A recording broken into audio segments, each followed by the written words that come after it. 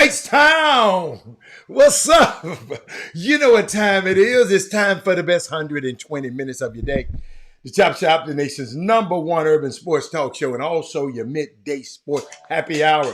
Yours truly, Robert Hatter alongside Jim Hicks, sometimes Chris Walker, coming to you live from Houston, Texas, but we broadcasting all over the world via Facebook Live and YouTube Live. And today is Thursday, right? Baby Friday. I see a lot of people on the feed that I'm excited. I'm excited. I missed y'all a little bit the last 2 days, but I needed a break. I needed some more batteries to be put in some energy to put in my batteries. So, but hope y'all had fun. I'm back, baby. Let me see. Let's see who we got. Let me shout out to my starting five on Facebook first. So let's go to Melvin Dews. I see the businessman. I see Dale Griggs there. I see Thaddeus Moody there. I see who else? Herb Baker there. Who else I see? I see Sonya. I see you. I see everybody. Who else I see? On the YouTube side, I see the Panther Network. You on both sides. I see you. But Daryl Anderson, Jeremy Davis, Larry Chatterbox, Hale is in the building. D. Holcomb, I see Elaine Ladden is in the building. Elaine Ladden is the HIN. She's over the Vernon Dean Foundation. Y'all gonna be hearing about me talking about the Vernon Dean Foundation a lot. And Elaine Ladden is the man. Is the woman that make that thing go. Vernon Dean is the man, but she is the engine. She is the engine that makes that car go. Chad Grove, I see you. I see you, Doug. Doug, thank you. Doug, thank you, man. Thank you for your, being able to call you and ask you certain things about high school basketball. I just like to hear another voice. I love to bounce things off of you and Gary. I like to see, y'all. I don't like to bounce stuff off of old head dudes who've been doing this stuff a million years and still ain't doing it right. I like to bounce it off of guys that's younger. I like young. I got a young spirit. I'm energetic. I love to hear their points of view. And they have some great, these young people want to be listened to. And they always want, and some of us, man, y'all don't know what y'all talking about. Y'all got to do it. No. That's why Gary Carter, I listen to him. Latham, I listen to him. Jeffrey Day, I like to listen to these youngsters, man, because they have different ideas. I mean, like I told y'all a long time ago, we need to burn the, it's already burning. Let the whole summer basketball apparatus, infrastructure just burn down. And guess what? We'll just build it back up. But Robert, what's going to happen? Your son ain't getting no damn scholarships nowhere. But I got something to talk about that. Hey, D. White. But y'all know I got stuff pent up inside of me. We lost the Bethune-Cookman up there, man. I was there on Monday. I talked about that a little bit. but I ain't got I ain't got over there yet. Let's see. But shout out to everybody, man. Let me tell you something, man. It's good to be back in the saddle. And you know, I was thinking about TSU this weekend. TSU got two great games. They got to play against Grambling and Southern, the Louisiana teams in town. Southern, I think, is number one. Grambling is number two. I think we right behind them. And 3 or 4, something like that. We right, that team we lost to, we shouldn't have lost it. Y'all had to be there with me. When I tell you TSU, them people played their baddest game and we played our worst game. That's how they beat us by 4. Because the game wasn't really by 4. It was a one possession game. At the end, they just hit a free throw at the end, a couple free throws at the end. But this weekend, y'all, I want us to be there, loud and proud. This weekend, U of H games is early that morning. Michael Garcia, you're bragging about going to the U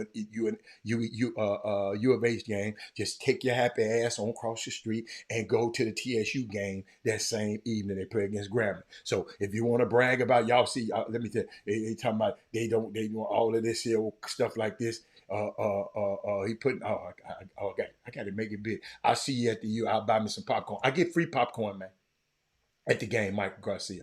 I get complimentary popcorn. Let me make it big. You don't have to buy. I get complimentary popcorn at the game. But TSU plays. The men's game is at, I think, yes. Hold on. Let me look. See, I'm back. Y'all got to understand. I'm doing some things. I'm in different time zones. So just bear with me a minute. Where I want to go.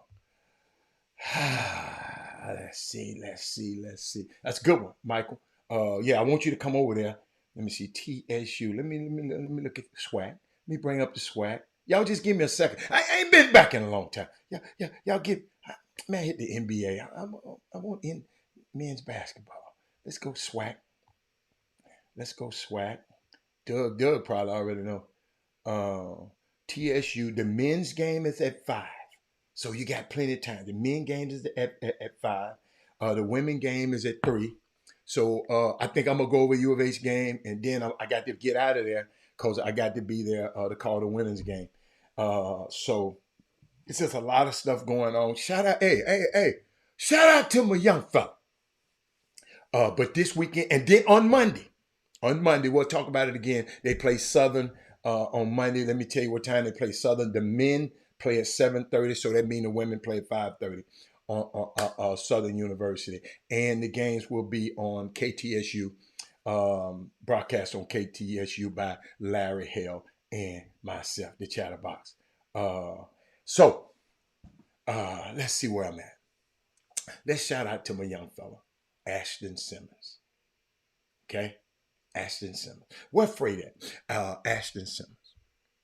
He ended his home career at Westbrook with a bang.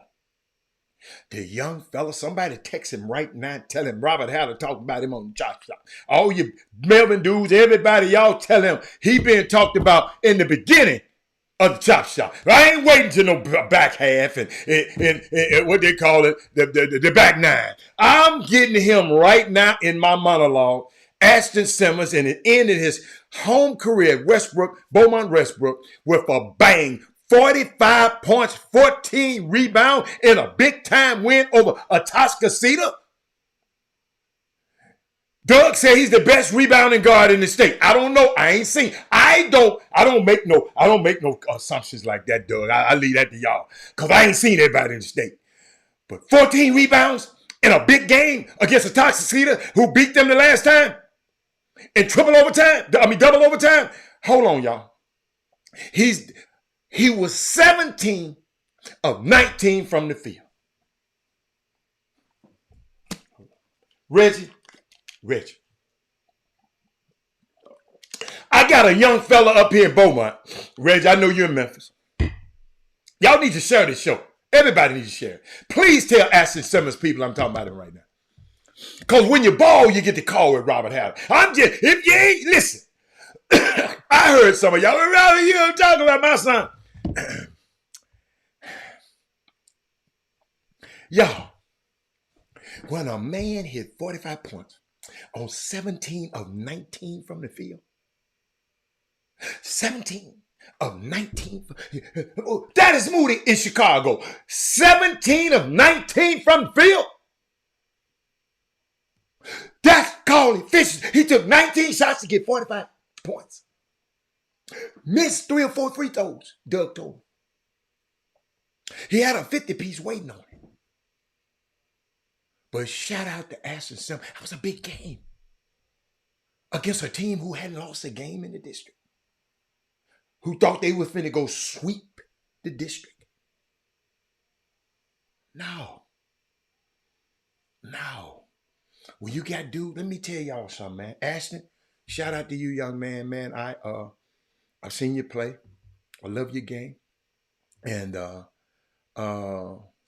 you just keep on going, son. You just keep getting better. Ashton, keep getting better. Because you're about to go to college now.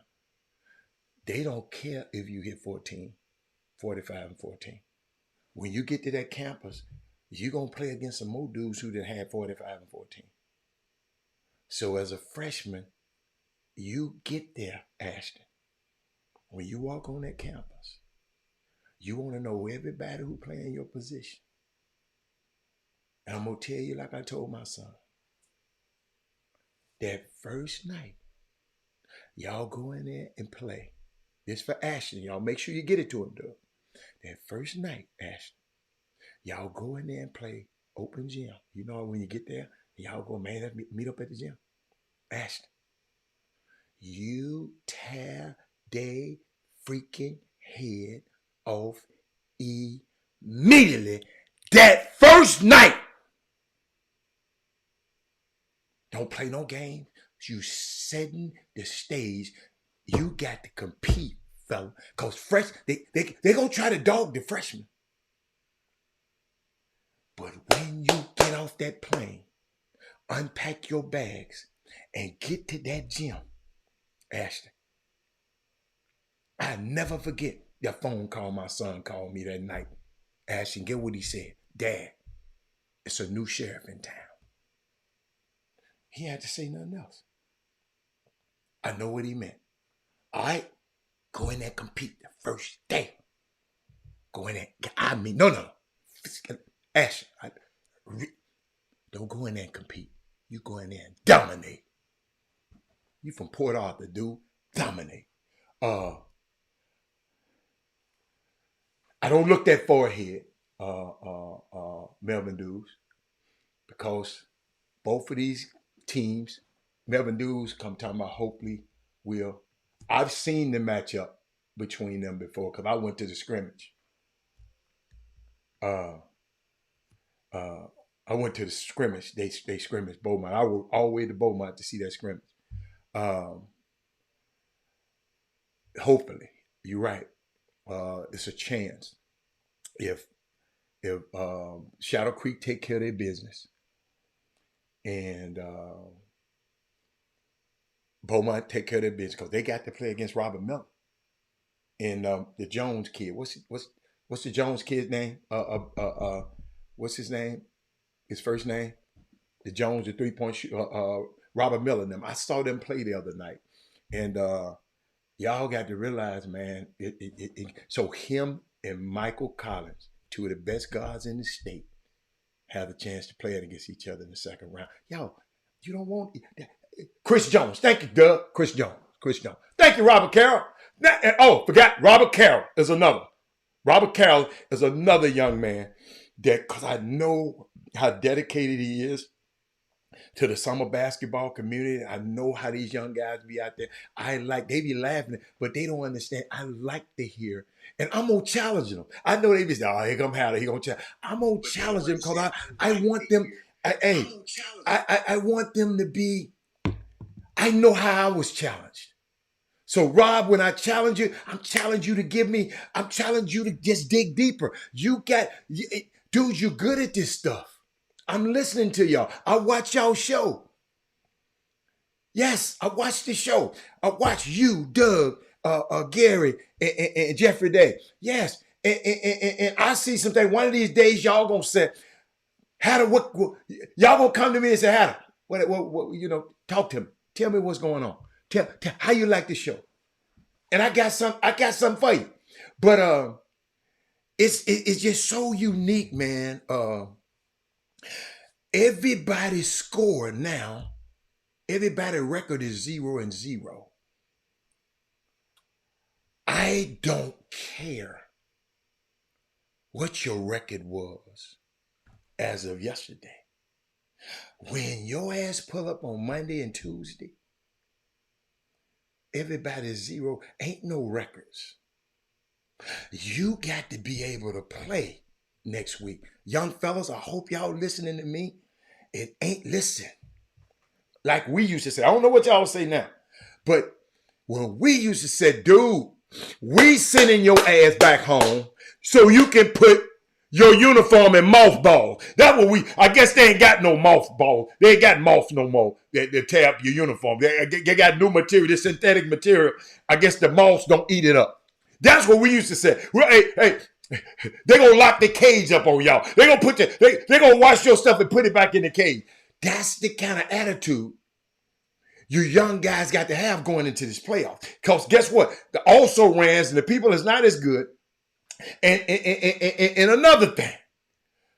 And a little Beaumont cooking with the refs. I don't know what happened. So the Beaumont, what you said, lost to Andre Boute's Beaumont Westbrook team. It's that time of year. And the Beaumont, the refs, what you trying to put some on the refs? You know I don't go there that much until they call 4 fouls on a kid in the first quarter. I mean, the first half, then I got a problem with it. Yeah. Yeah. Oh, let me tell you something. Oh, stir the pot. Okay, I like that. Mothball. Yeah. Barry. I used to tell him, homeboy, I'm going to send you back home. They go. And you know what? And that's what I would love.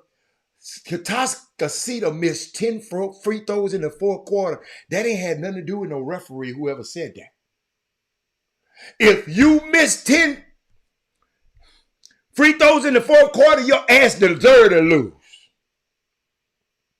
You deserve to lose. Y'all know I wasn't at the game. I wasn't at the game, but Doug Jones made me feel like I was at the game. But all these records, what you said, 30-0? 30-0 don't mean nothing tomorrow. Who Clemens play? Because y'all know Doug, who Clemens play on Monday or Tuesday? Which one they play? He said they deserve to lose. Kevin Frazier said they deserve to lose. But this, hey, y'all, this is why I don't get too up and too down about high school basketball, college basketball. And I love my teams in college basketball. And I love, y'all know the teams that I love in high school basketball. I'm smart enough to know we got 15, 16, and 17-year-old boys. I got to depend on their emotional shift. Are they mad at their girlfriend? Are they mad at their mama? Are they mad at their to win these next? How many more games you got to win? Count how many more games you got to win. You know, like in the NCAA, you got 6 games to win. You go on a 6-game run, you get to the championship. How many games is that? How many games you have to play? The loser versus so Clemens played a loser of Katy versus Jordan, and they play that game when they play that game, Rob. So we ain't gonna know that until next week. The playoffs are a different animal. Everyone can't perform under the lights. It's different. Yeah. I mean, Doug, the lights are bright, but you still got to do the same things that got you there. You got to still go back and do the fundamental things. And I'm talking to these young players because I know people talking to you and you got people in your ear. Go do the fundamental things and go do them better. This week in workouts, in practice, whatever you're doing, go do the fundamental thing. Work on your pivots so you won't travel. Work on your free throws so you won't miss 10 in the fourth quarter. Work on everything. This is your time to block the noise out. Tell girlfriend, look here, baby, I see you at the game, but right now, I'm on a mission. I'm on a mission. And you tell her, look here, baby, things gonna get back to normal because after I win these, how many games is to go? After I win these 6 straight games and go to the state, then I'll be back to normal. But right now, baby, let me be a little bit more selfish. And you girls who play basketball, tell your boyfriend, let me be a little selfish right now. 6 games in San Antonio. Thank you. 6 games to get you San Antonio. You go on a 6-game winning streak. You done won 30. You done won 29. It's time. He said you were game plan against now for sure. The coaches will make or break some teams. Yes, but the fundamentals are if you doing the right thing fundamentally. And happy birthday to not Walt Wesley Yates. Wesley Yates. Happy birthday, Wesley Yates. Today, happy birthday, big fellow. If you Toscasito will be locked in. Yes, Toscasito gonna bounce back. Shit, they done lost. They lost at the right time. Because they lose next week, they're in trouble. It's 5 games to get to the state. Thank you, baby. Thank you, Doug. Who did I listen to? Frank. My fault, Doug. Thank you, Doug. I gave out some bad dope. 5 games to get to the state. You go on a 5-game winning streak. Not to make this chance to get your name. No. Homeboy. Rebound. Make free throws. Defend. Get steals. I ain't said nothing about hitting no shots yet. Because guess what? I know sometimes Toscasita missing 10 free throws. Sometimes the ball just ain't gonna go in. That James Naismith and that the way that he configured that thing up there, y'all, like that, sometimes it just don't go in. Archie, what are the other things you gonna do? Oh, I got you, Herb. No. Herb, I wasn't even responding to what nobody was saying. I was just saying that all them records. You know, I look at some of these districts, talking about the undefeated districts. Hey, y'all, can I help y'all out? Can I talk to y'all? Most of them teams in the district can't play. Y'all, I remember when my son was playing, not to take it back, but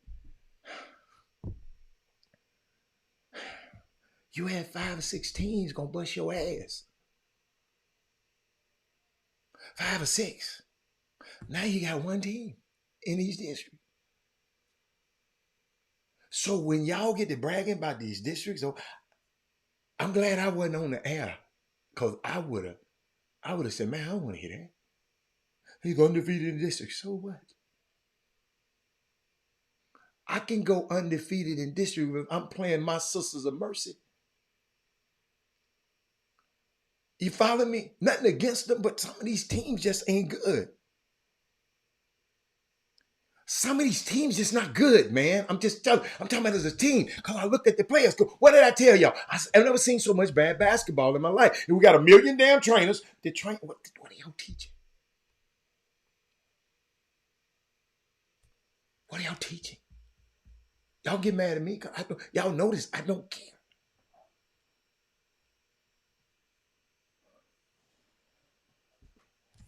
Playoffs, he said, it's about justice. Yeah.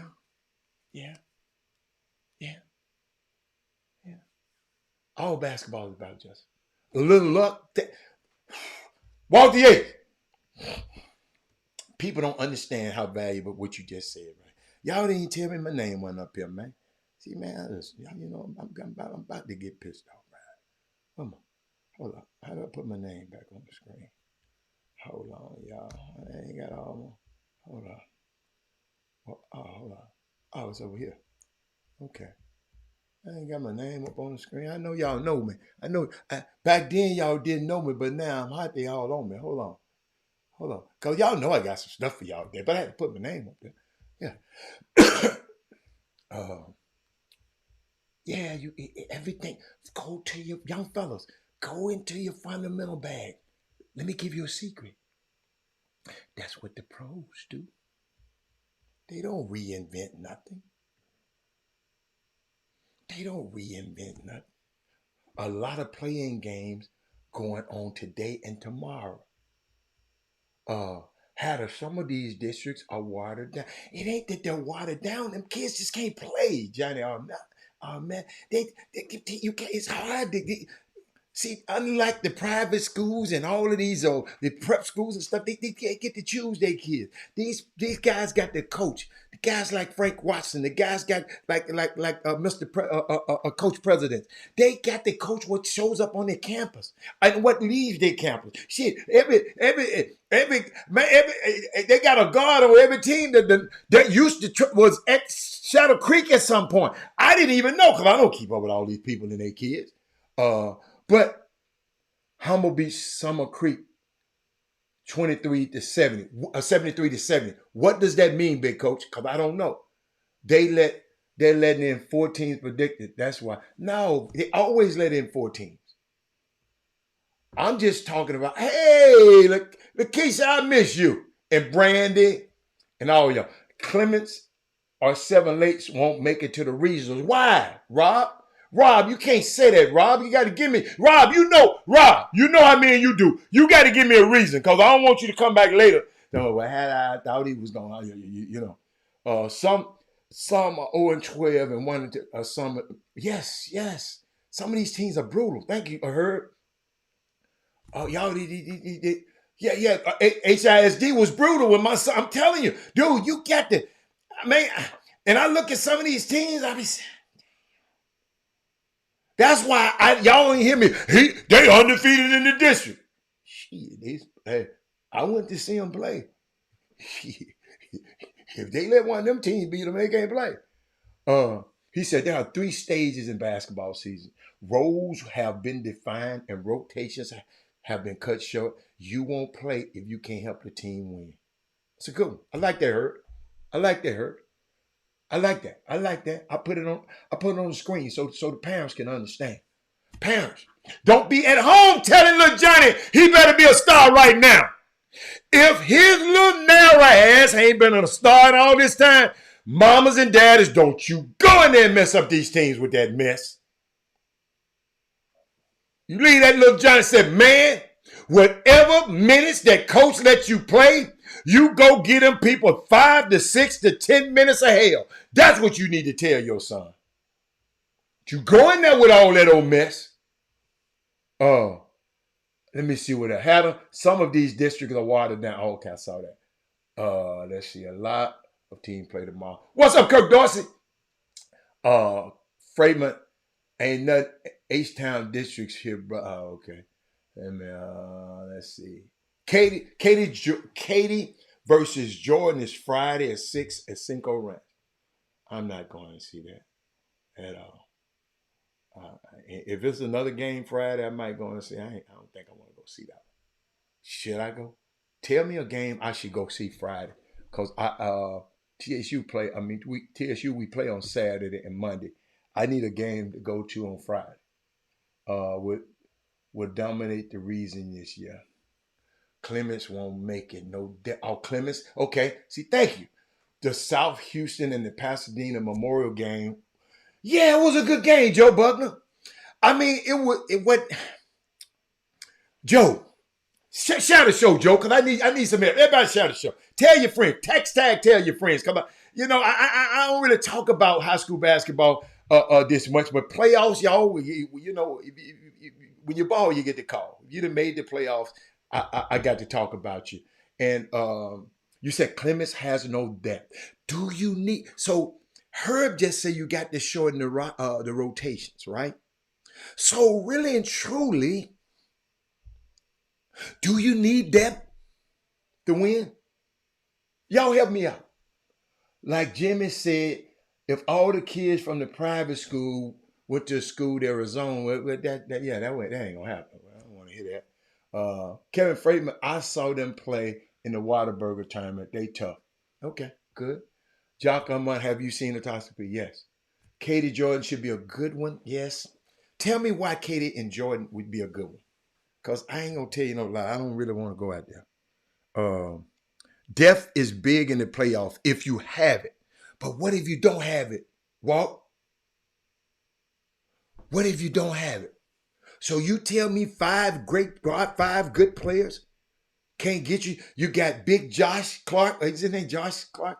And you got Ugo.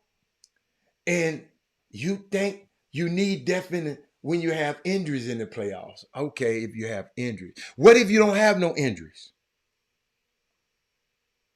I'm just asking. Then your starting five gonna have to be dogs like South Houston. South Houston, y'all, Joe Buckner. I saw that team about 3 or 4 times. It's a good team, but most of the players are 5'10". That in high school basketball, great coaching by Frank Watson because he know other teams can't handle pressure. But South Houston, how far you think they're going to go? Because when you got better guards, that stuff don't work. Lakeisha gonna see. Lakeisha, you better make sure you come over there and see. Sit right behind me. I'm just asking. If you don't have depth, you better be ready to control the tempo and stay out of foul trouble and call all your timeouts, coaches. If I ain't got but 5 guys, I'm calling every. You can't take the timeouts with you.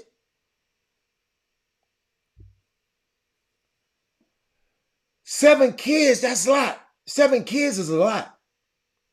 7 kids is a lot. The Tompkins thing. 7 kids is a lot, Troy. 7 in high school basketball, 7. You got to remember, in college they don't play with 8. But I like how South Houston. I went to that game the other night. As soon as I got off the plane, I went to that game. South Houston played Robert Miller. See, let me tell y'all something I learned about Robert Miller. Well, I already knew, but I'm gonna explain to y'all who always talking about he ain't this and he ain't that.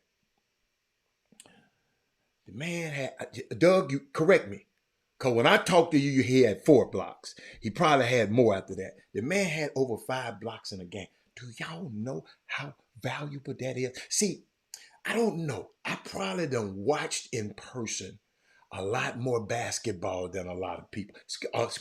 College basketball. Because what? I go to 2 games a week.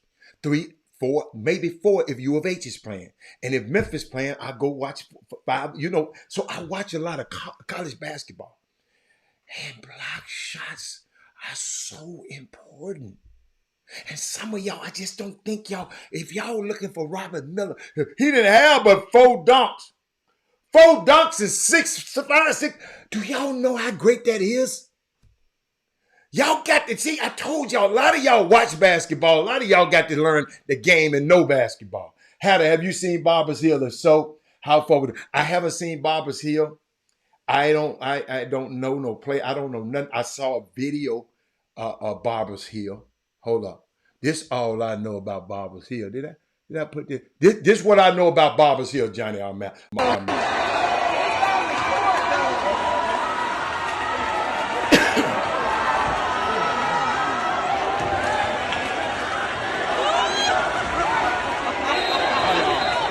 Good to see you.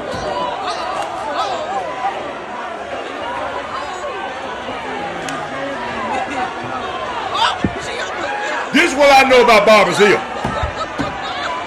PGW Supreme. This what tells me I ain't going to no damn Barbers Hills game right there.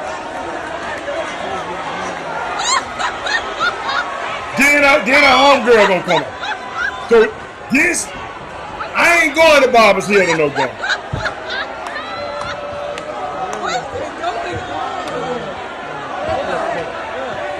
Now this thing is a minute long, so evidently they do something else. Let me go toward the end. Let me see. Look at. I ain't going to Barbers Hill, homeboy. No, beside that, but hey, homeboy. Let me start my show off like I wanted to.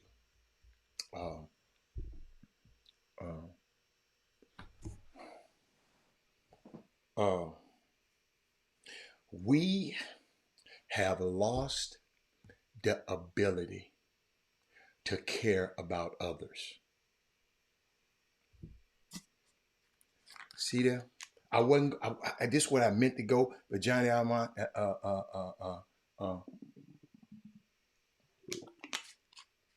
wherever I spend my time, Johnny Almont, on that, I got to be comfortable. Share the show, because I'm finna give y'all some. You know what? I was thinking about Kansas City having their parades.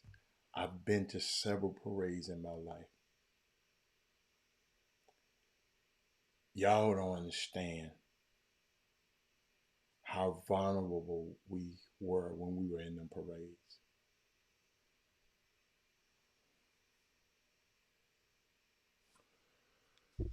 And you know, I hear people say, it's not the guns, it's the people. It's not the guns, it's the people. Okay, I've heard that so much that I don't even really know where to go with that at this point.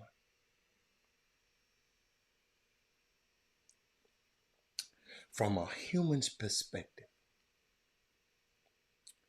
and let me tell y'all what I'm talking about. They had a parade for the world champions, not the Super Bowl champions, and somebody bring guns and shooting and kill people at the parade. I don't know about y'all. Y'all been to the Astros parades? I ain't never been to no Astros parade, but I've been to the basketball parades and football parades before. I've never been. But I'm sitting here thinking about this thing.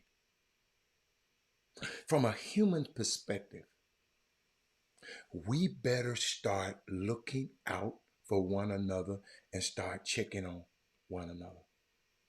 Quite honestly, man, we need to take a long look in the mirror. What are we doing here? Like, what is happening here? How have we become so numb to this? Of course, it's the guns. People exist everywhere. Gun violence, like we see in America, doesn't. All you people talking about, of course it's the gun. And I'm talking about it's not the gun. Yes, it is, because people exist everywhere in the world. But no violence like here in America doesn't. This, especially in first world countries.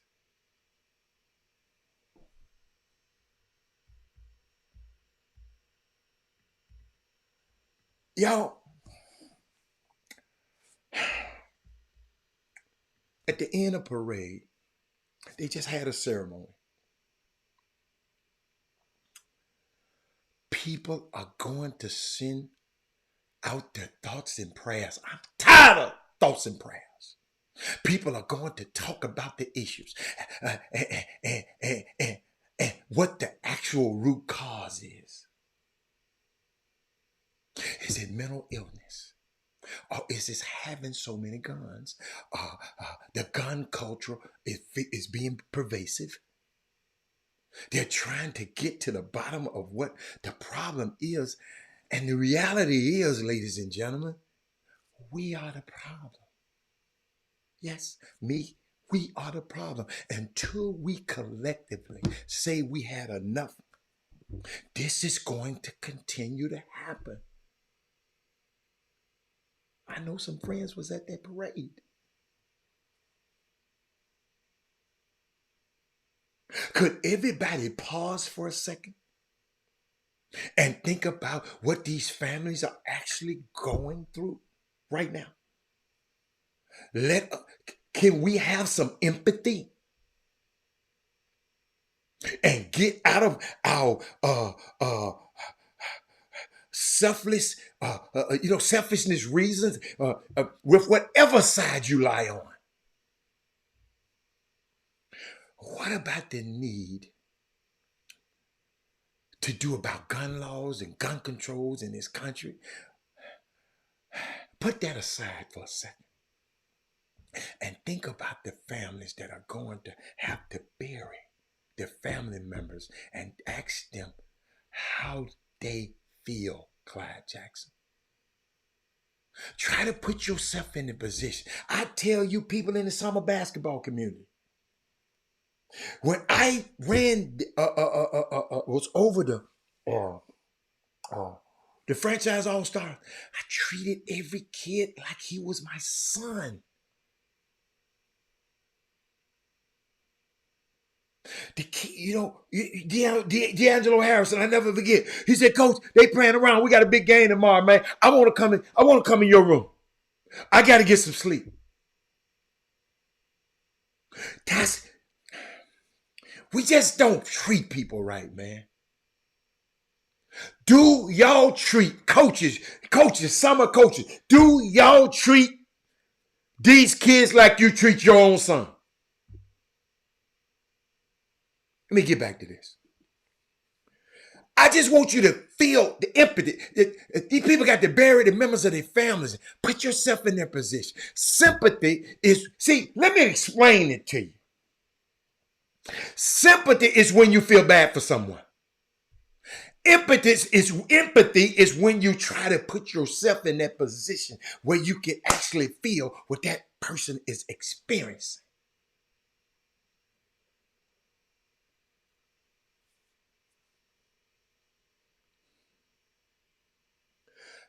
That is what I would challenge people to do. Thank you. Whoever said something to make me think about this? Who triggered me?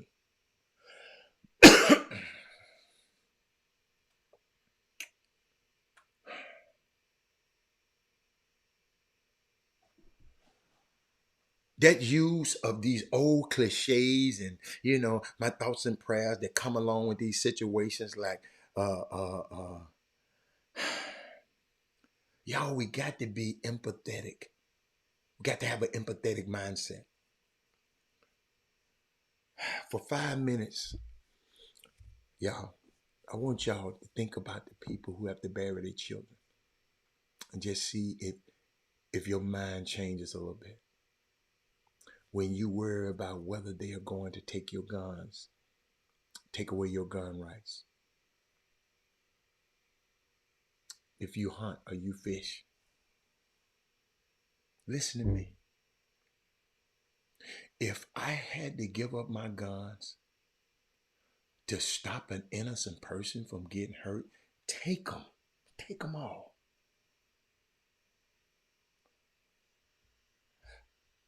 I don't have an answer, ladies and gentlemen.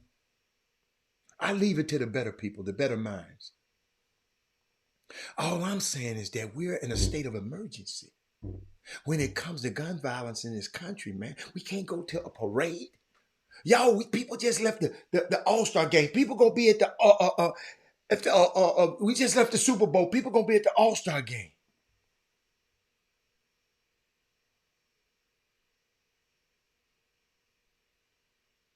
And until we collectively say we had enough and demand the people in power to make substantive change, and this is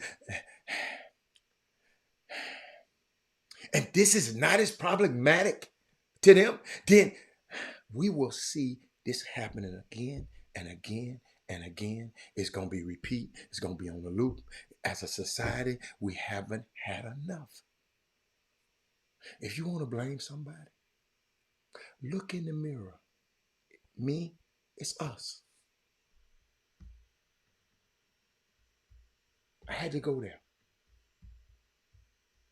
Because I'm just watching how people treat each other. I thought about the people at Barbers Hill. I don't want to go in no environment like that. What in the hell you coming to a basketball game and you got to do all of that for? Stay your butt at home. If you got to go to a basketball and act like that,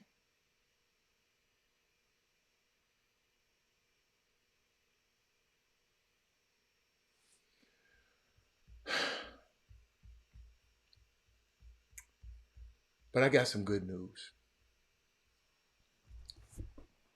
4 young men that I grew up in this business with, Penny Hardaway, Dennis Scott, Nick Anderson, Shaquille O'Neal. I grew up with them guys in this industry.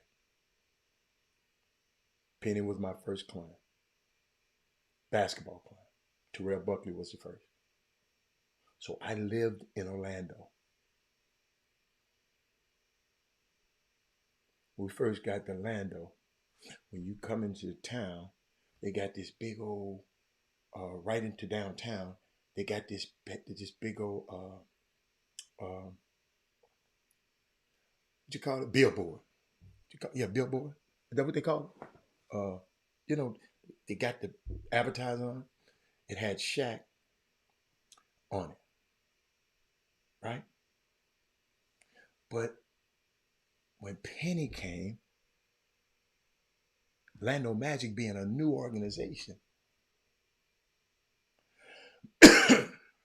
they took Shaq's picture down and put Penny's up.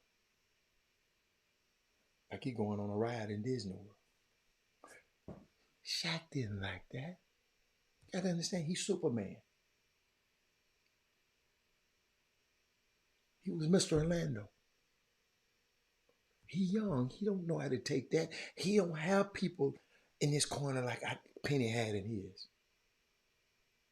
So it was some resentment there. This new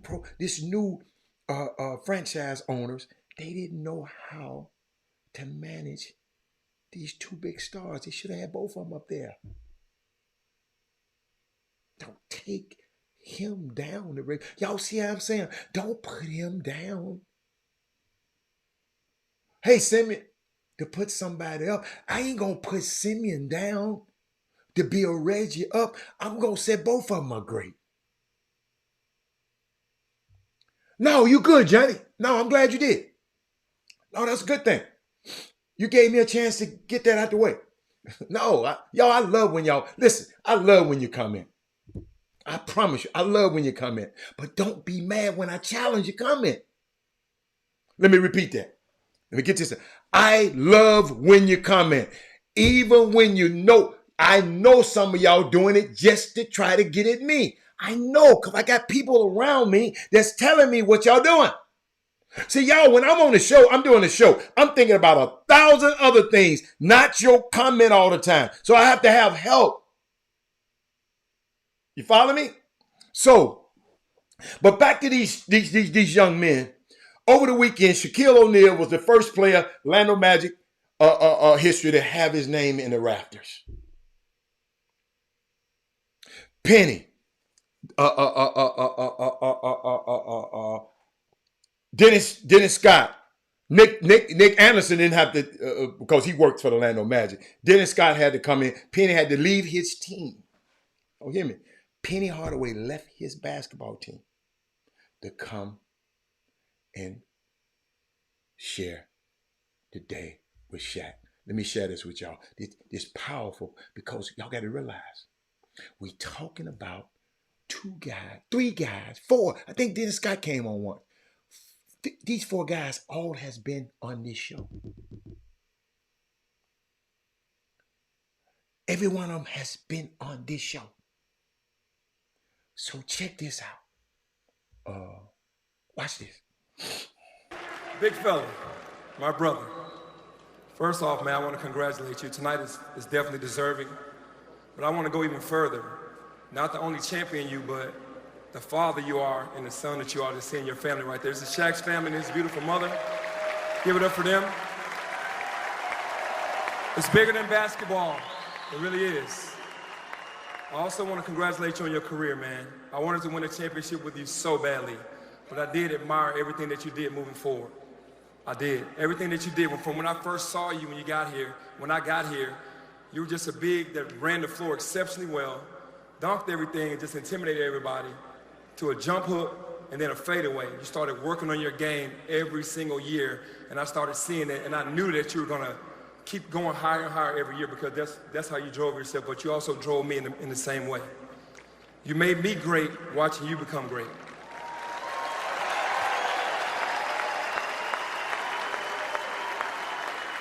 There's no way I make a first team All-NBA. There's no way I make an All-Star team. There's no way I win a gold medal in '96 with you without you being there to help thrust me and keep driving me to the next level. So I owe my entire career to having you in my life, bro, just to see it.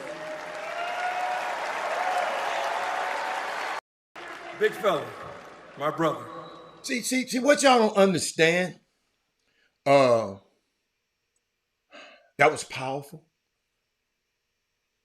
Especially coming from me. So y'all just gonna have to hear, because I was there.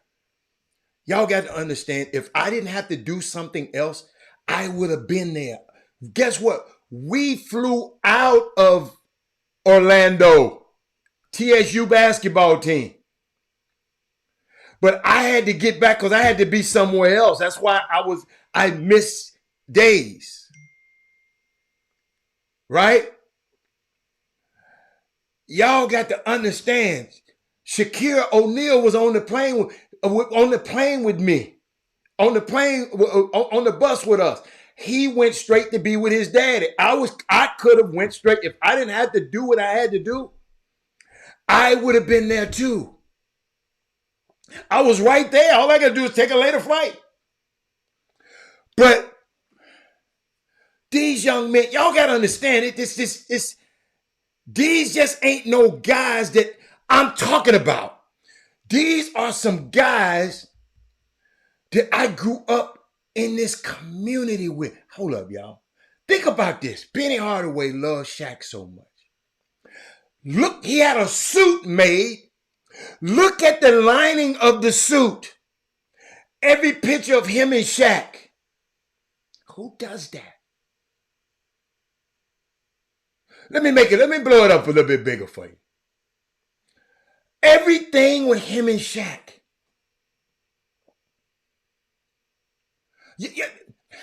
He left his team. Got a suit made just for this occasion.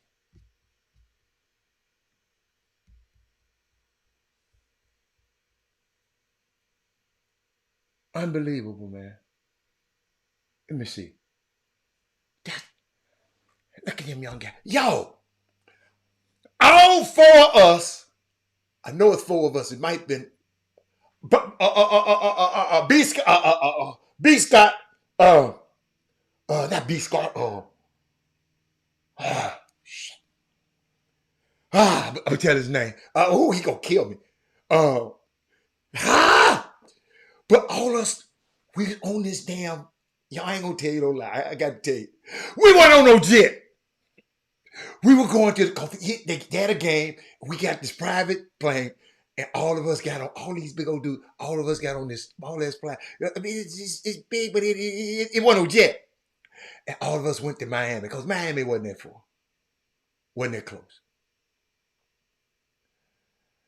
Dude, I think about that when I talk to him about how all you big old dudes, man, I'm just on the plane with him. I'm the only one with no star. Didn't nobody else bring their agent or no friend with them. I'm the only one on there with them guys.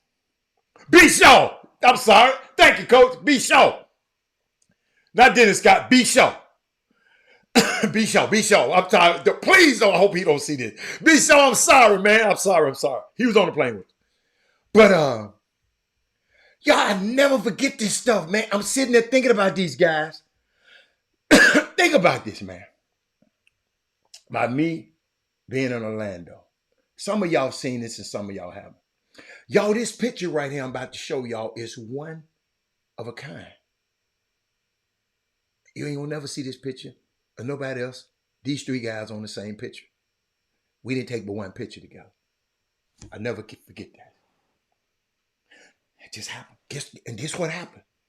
I'm around on the golf course. I'm practicing. Penny didn't play golf then. So I saw Tiger because y'all got to remember when Tiger was at Stanford, I tried to represent him. We tried to represent him, right? So I can't tell y'all everything. One of these days I'll tell y'all. I mean, I went so far as I knew he was lead. He got this amateur a year award, and I knew he was going to Houston to train with Bush Harmon, his golf coach. So I got my secretary to put me on a flight. I sit next to him because I'm trying to work, and he just told me. He told me I can't tell you. Well, yeah, he just told me, man, IMG. My dad had been on the payroll with them for a long time, man. My dad is the amateur scout. My dad was being paid just to go around and watch me play. That's what he said. So we're gonna sign with them. I said, hey, I'm with that, but I had to try. But I'm on the golf course, and Tiger said, "Is Penny? What Penny at?" I said, "He at the house." He said, "Let's go around." And he got in his golf cart. I got him. So we went around, and I'm gonna show you how these guys are. Penny got a million games in his house. Everything. Every game in the world. Pool, ping pong. Those dudes went in that house, and all they did is competed on every game in there.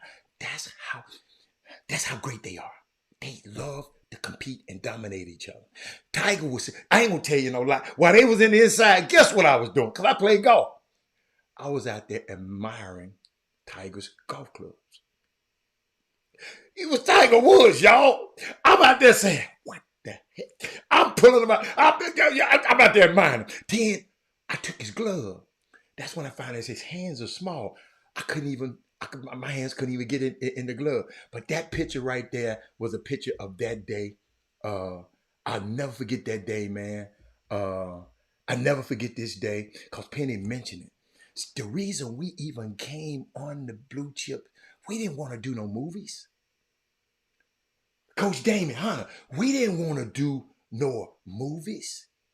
The only reason Penny got in the movie so we could get close to Shaq. Because I knew I wanted Shaq and Penny to be the what? The next Magic and Kareem. But I knew somebody told me Shaq wanted to draft Chris Webber because he wanted a power forward because he got tired of people banging with him, so he needed a power forward. So guess what? We put in Penny's contract where everybody, everywhere we go, any city we shoot in, they have to construct a full court basketball court. Then they got to fly in top talent so we can practice. Cause what? We got to get ready for the season. We ain't got drafted yet. So I'm not gonna let this movie stop him from making his bread and butter. You follow me? The movie was a means to justify our ends. So what we did, I'll never forget this, y'all. So everybody on the set was watching. Shaq didn't never play at first. Because he was Shaq. I'm the big man. See, I'm Shaq. I ain't got to do that. He didn't play. So what happened, Penny was Cabot Cheney, what's the little dude, Danny Hurley, Bobby Hurley, all these guys, Travis played at Georgia Tech. All of these guys, all of these dudes came in. Was just so many guys. They were flying in just to play with Penny. So Penny and they're killing everybody. So the directors and the people on the set, guess what they was talking about every day? Penny, Jeremy. Shaq don't like that. Travis Best, yeah. Shaq didn't like all that. They bragging, Penny this, Penny. Y'all got to understand, Shaq Superman. Shaq was the star of the damn show.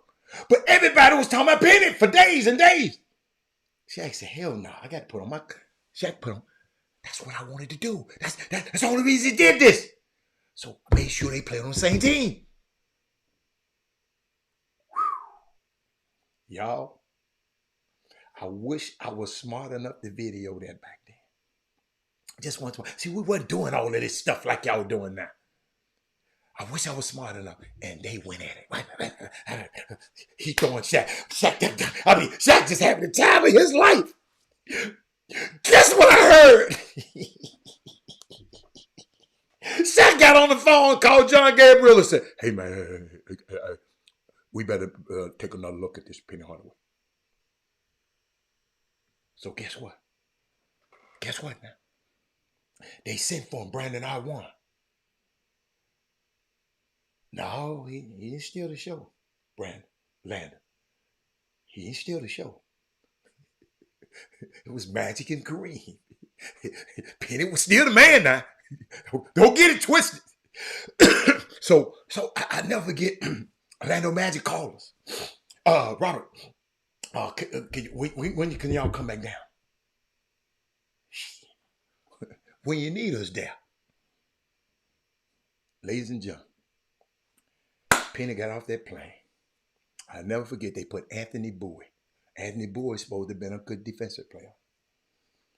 Man, the man treated Anthony Bowie like he was one of these district cellar dweller teams. One of them little guards on. He just killed him. Killed him. Because we were leading up to the draft. And next thing you know, life is history. Orlando Magic, they drafted, and the reason that they did it, Golden State and Orlando Magic made a deal. Magic had the number one pick. Y'all got. Let me show y'all how to do this. Magic had number one pick. So the Magic drafted Chris Webber first.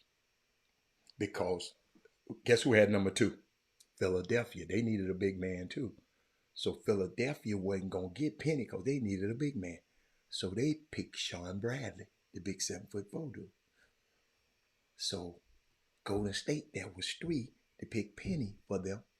Then they swapped picks.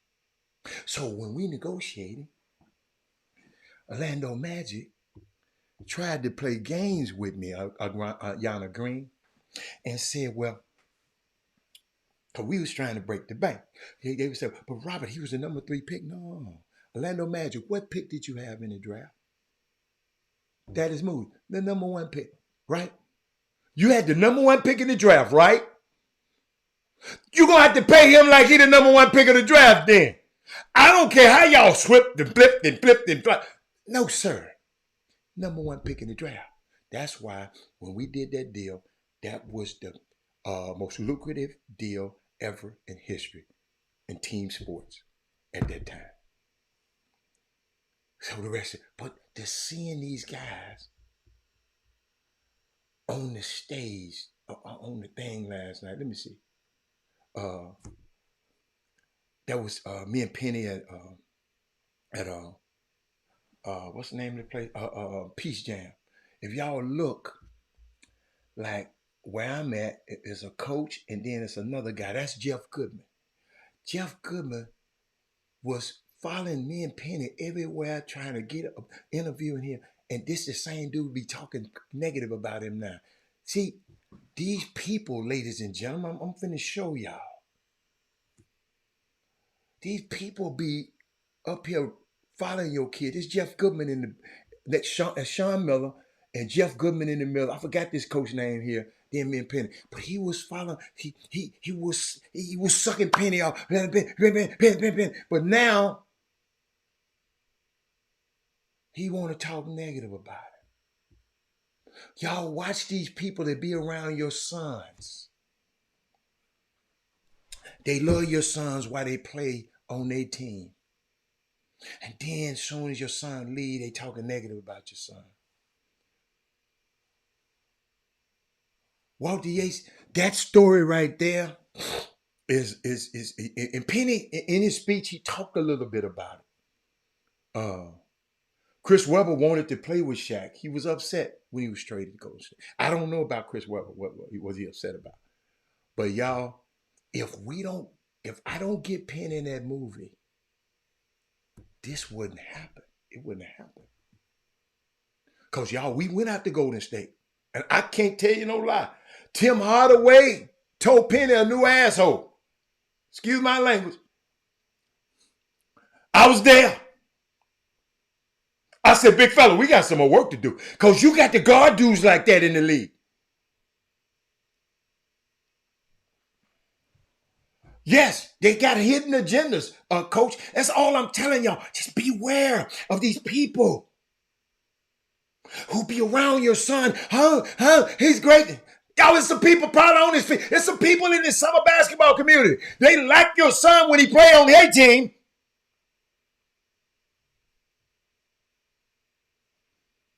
But when your son want to go play with somebody else, he ain't that damn good no way.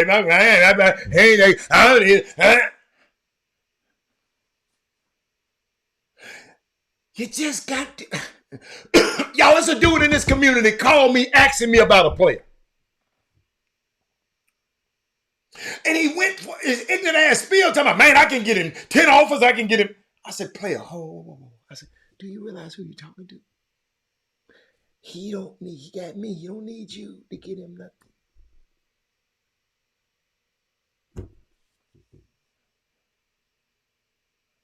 What? Parents, that's why I help y'all so much. I can imagine what y'all hearing from these guys. Because if they telling this bullshit to me, I know what they're telling you. I said, dude, let me tell you something. Let me help you out right now. Do me a favor. This kid and his parents been around me. Don't go with this same spiel. I ain't telling you what not to go. You calling me. I ain't telling you not to. But if you come with this, they gonna shut you down, man. They gonna shut you down. You can't come to them talking about, you gonna give me 10 offers. Yo, run from any Negro who tell you they gonna get you 10 offers. Run. Because they can't. Your talent gonna get you the offer. You don't want a bunch of offers that's not committable. You just need one team to like you. But shout out to Shaq. Shout out to Penny. Y'all, these guys, man. These guys so cool, y'all. We used to be out on the jet skis. So Shaq go buy 15 jet skis, Penny go buy 15. So all the Penny friends can ride, and we go against Shaq. We was just trying to make sure everybody, just trying to rock, not hurt them, just, throw, spin around and pitch wide on, hoping they fall off. But y'all, I promise y'all, I'm gonna tell you, they laughed at me because I failed one time trying to do a trick. But I got back up on that jet ski so dang fast. Everybody was laughing. And they said, why you get back on the jet ski? How you get back up on? I said, dude, we in Orlando. It's alligators up under that freaking water. Snakes and everything. Y'all think I'm finna just wallow in that water? Y'all, I got back up on the jet ski. Everybody laughing, talking, man, how did you get back up on this jet ski that fast? Shh, ain't no telling what's lurking under that water. That was the craziest thing that ever happened to me. And I'll never ever forget it. But shout out to them guys, man. That's a great feat. When you can have your teammates come and support you like that, man. That's what this stuff is all about. That's what this stuff all about. Everybody accomplished in their own rights, and you come back and celebrate with your friend. Got his thing. It was a thoughtful tribute by Penny to Shaq. It was just class. Just class personified. How many of y'all didn't put and made the lining of your jacket after your teammate or your friend and go celebrate with him with that. Just think about that. Greg Thomas, what's up? Greg from Plano. What's up, Plano? Plano is in the building. Think about that, man. Just think about that. But I was thinking about something too in recruiting. And I mentioned it to somebody this morning, a parent this morning. And he said, Robert, I never looked at it like this. But hold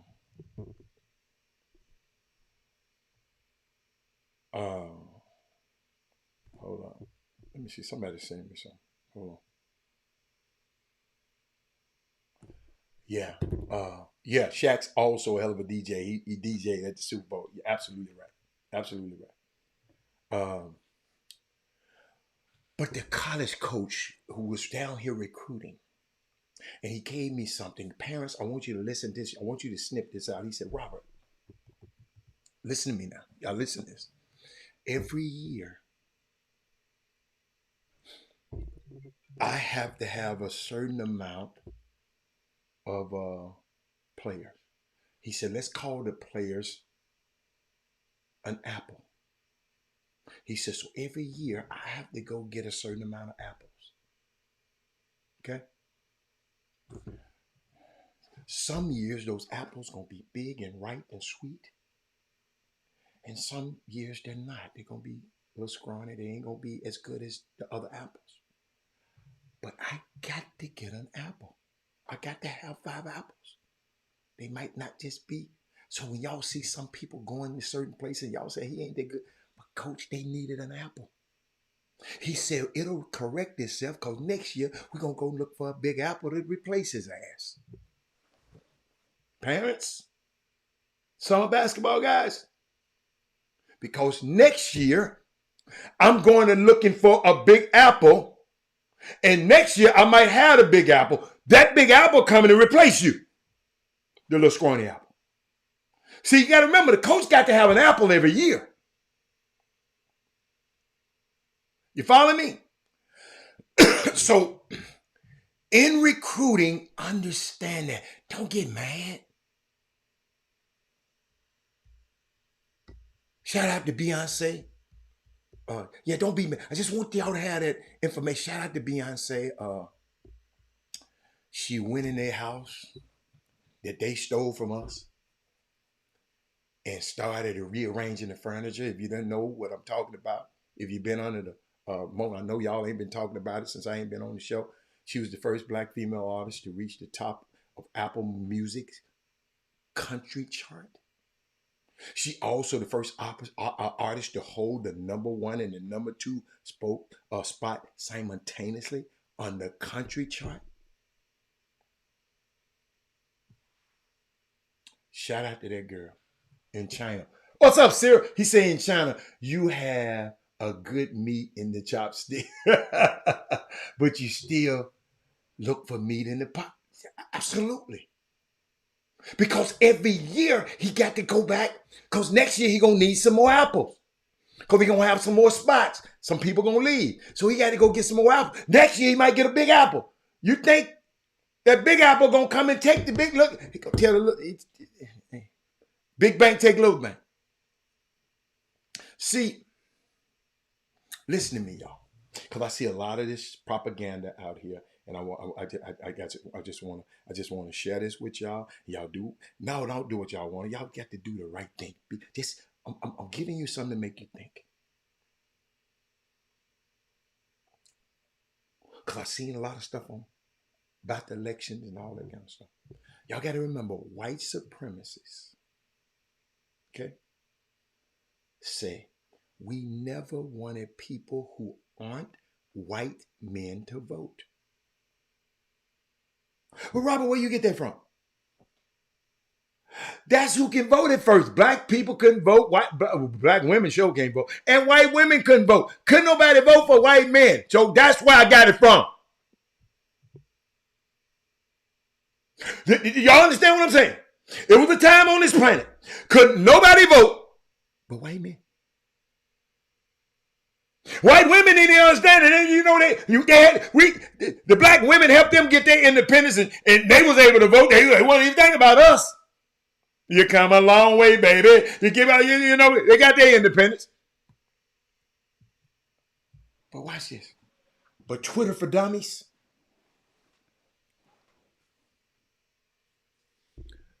let's boycott voting to teach them a lesson. Let's see who's going to get that one. Let me see who's going to get that one. Oh, this water good, and I done ran out.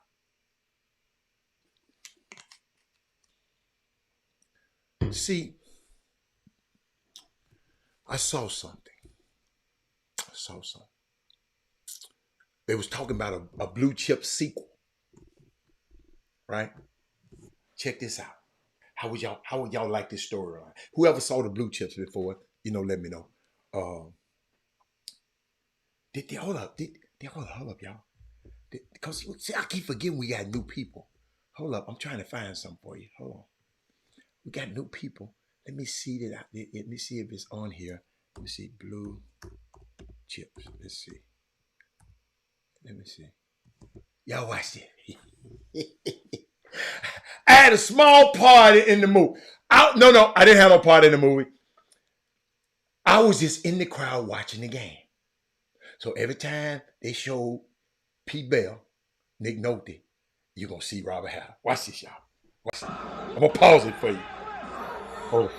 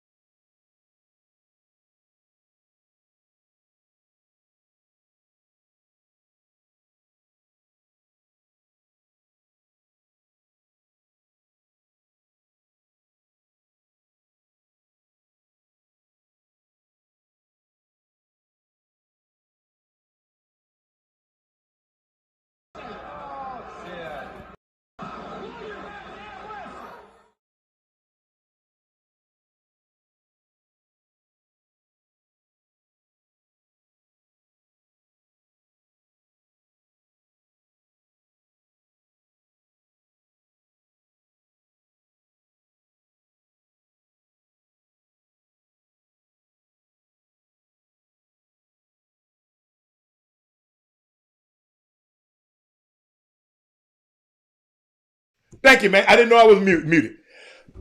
But Gary Carter, he said the blue chips, I might remake this movie. Gary, I'm finna give you something. I'm finna sow into you. Since you was smart enough to say this, I'm finna sow into you. Because I know you're gonna do it. DeMar, watch this, DeMar. Watch this. Gary, get your notes out. I got a storyline. Butch McRae is now the coach at his alma mater and needs to recruit Neon Boudreaux's son, Shaq's son, as the missing piece to win a championship to honor Nick Nolte P. Bell, who has cancer and dies during the title run. Y'all see what I do for my people? No. He talking about leave blue chips and no. Hell no. Keep that story alive. Gary, did you get that? Tell me you got a thumbs up. Gary, I gave you a storyline right there. And I got more, but that's all I'm going to give your ass right now. Now, if you're serious, we might do it. Y'all see how I do? He said, leave too good of a movie and who could resemble the main character. No, you ain't going to do. Life goes on. We ain't trying to resemble the main characters. We can use, Butch McRae is a grown man now. He's a grown man now. He coaching the team. He go recruit Shaq's son. Shaq and Penny don't have to.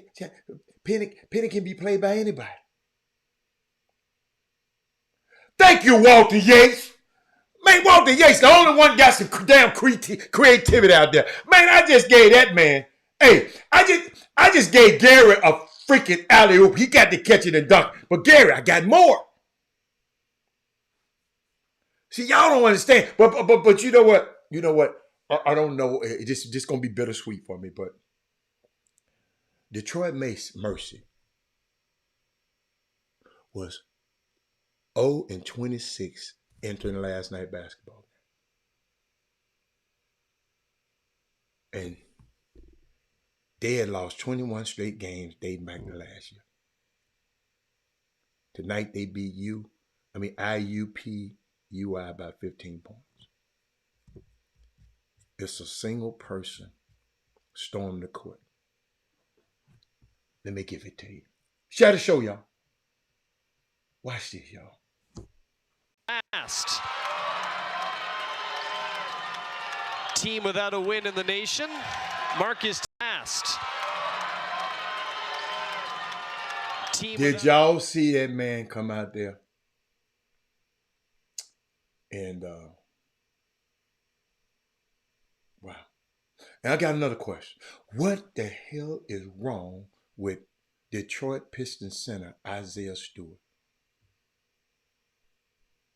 He was arrested for assault on Wednesday night for punching Phoenix Suns center Drew Eubanks at the arena hours before the teams played.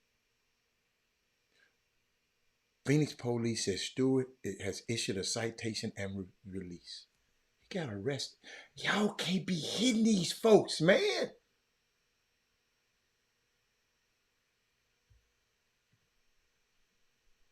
Hold up, y'all.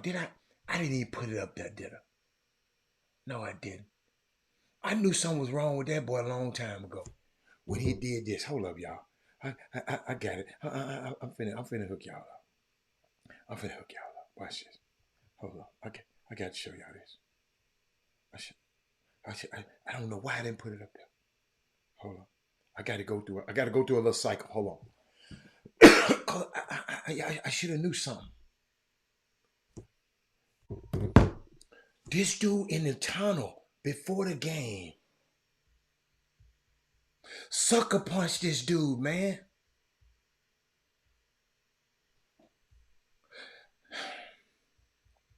Listen to me, y'all. Y'all know how I be one and how I advocate for my people, right? Y'all know me. Player, if they put his ass out the league and never let him play again, send his ass to Siberia somewhere, let him hit one of them Serbians over there and see where they get his ass.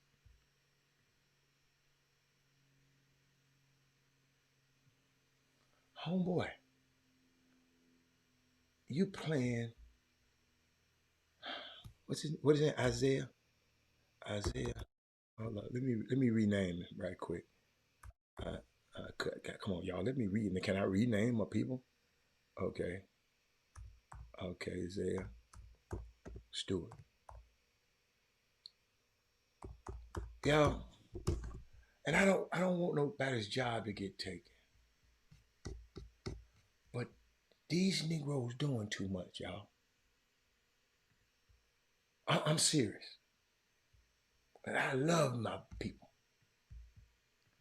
But Oh! You want more? Oh shit! Oh shit! Oh shit! This crazy as fuck. I ain't seen that shit in a long time. Oh! You want more? Oh shit! Oh shit! Oh shit! This crazy as fuck. I ain't seen that shit in a long time. I know one thing. What's my big fella from Houston? What's my big fella from Houston now? I think he played with Denver. What's the kid name? Come on, y'all. Y'all know I'm getting old.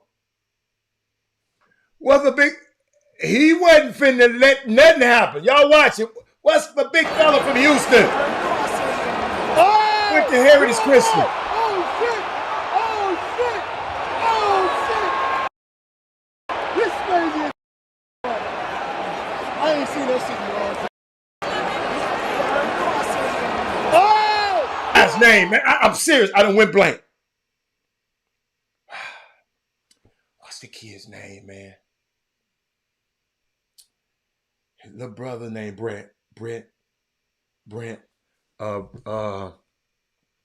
What's the guy's name, y'all? He from Houston. Tall. DeAndre Jordan. Thank you, man. See that? If you ball, you get the call. He ball. Yo, DeAndre Jordan.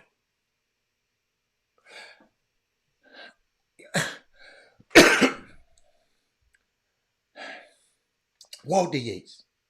Big coach. What? They arrested his ass. What made him think he could do that?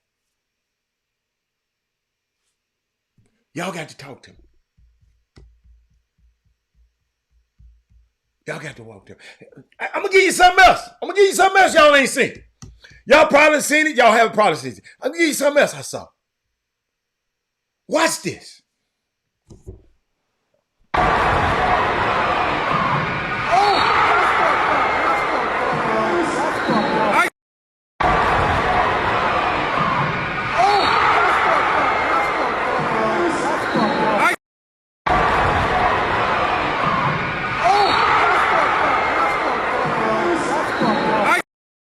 What y'all think? Y'all can't get quiet on me tonight because I got another one.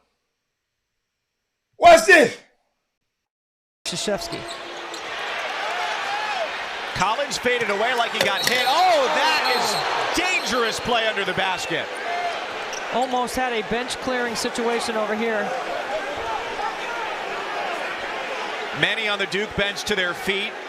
Mike Krzyzewski understandably livid. So he got stripped. And that's not out by Coach Krzyzewski.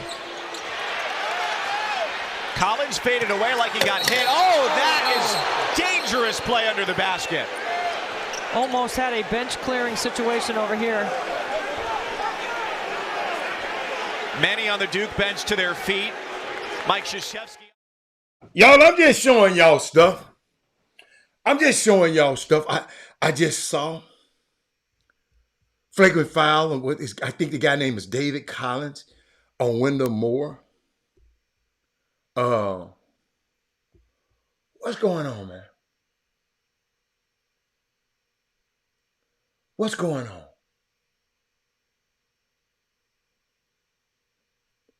Got another question for y'all. Y'all know, oh my God. I'm trying to see where I'm going to go first.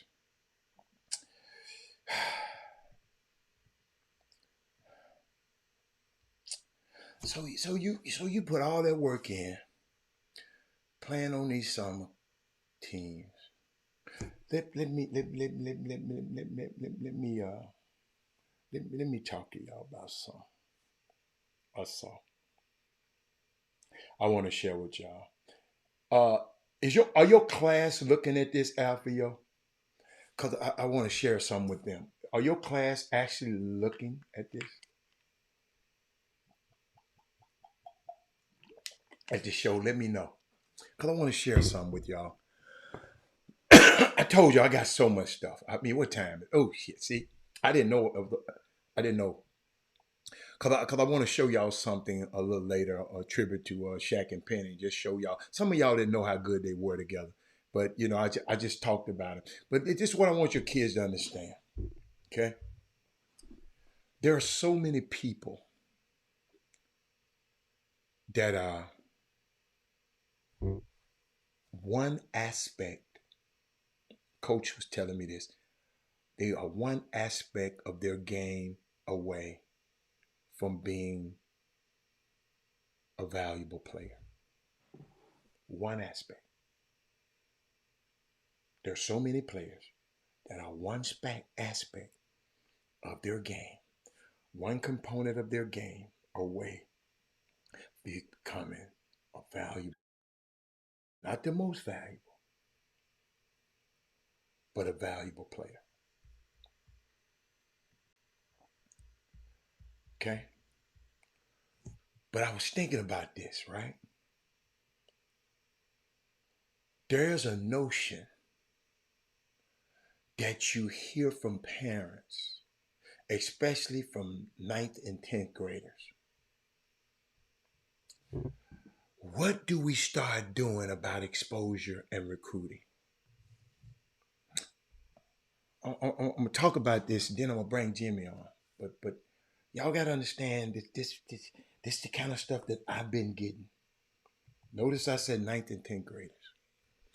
What do we start doing exposure and recruiting? Moms and dads out here, can I talk to you? Moms and dads, nobody is looking at your 9th and 10th graders. It's never been harder to be recruited as a high school player in history right now. Nobody is looking at your 9th and 10th graders. Maybe if you're a top 100, a top 550 player in the country, yeah, they'll start looking at you.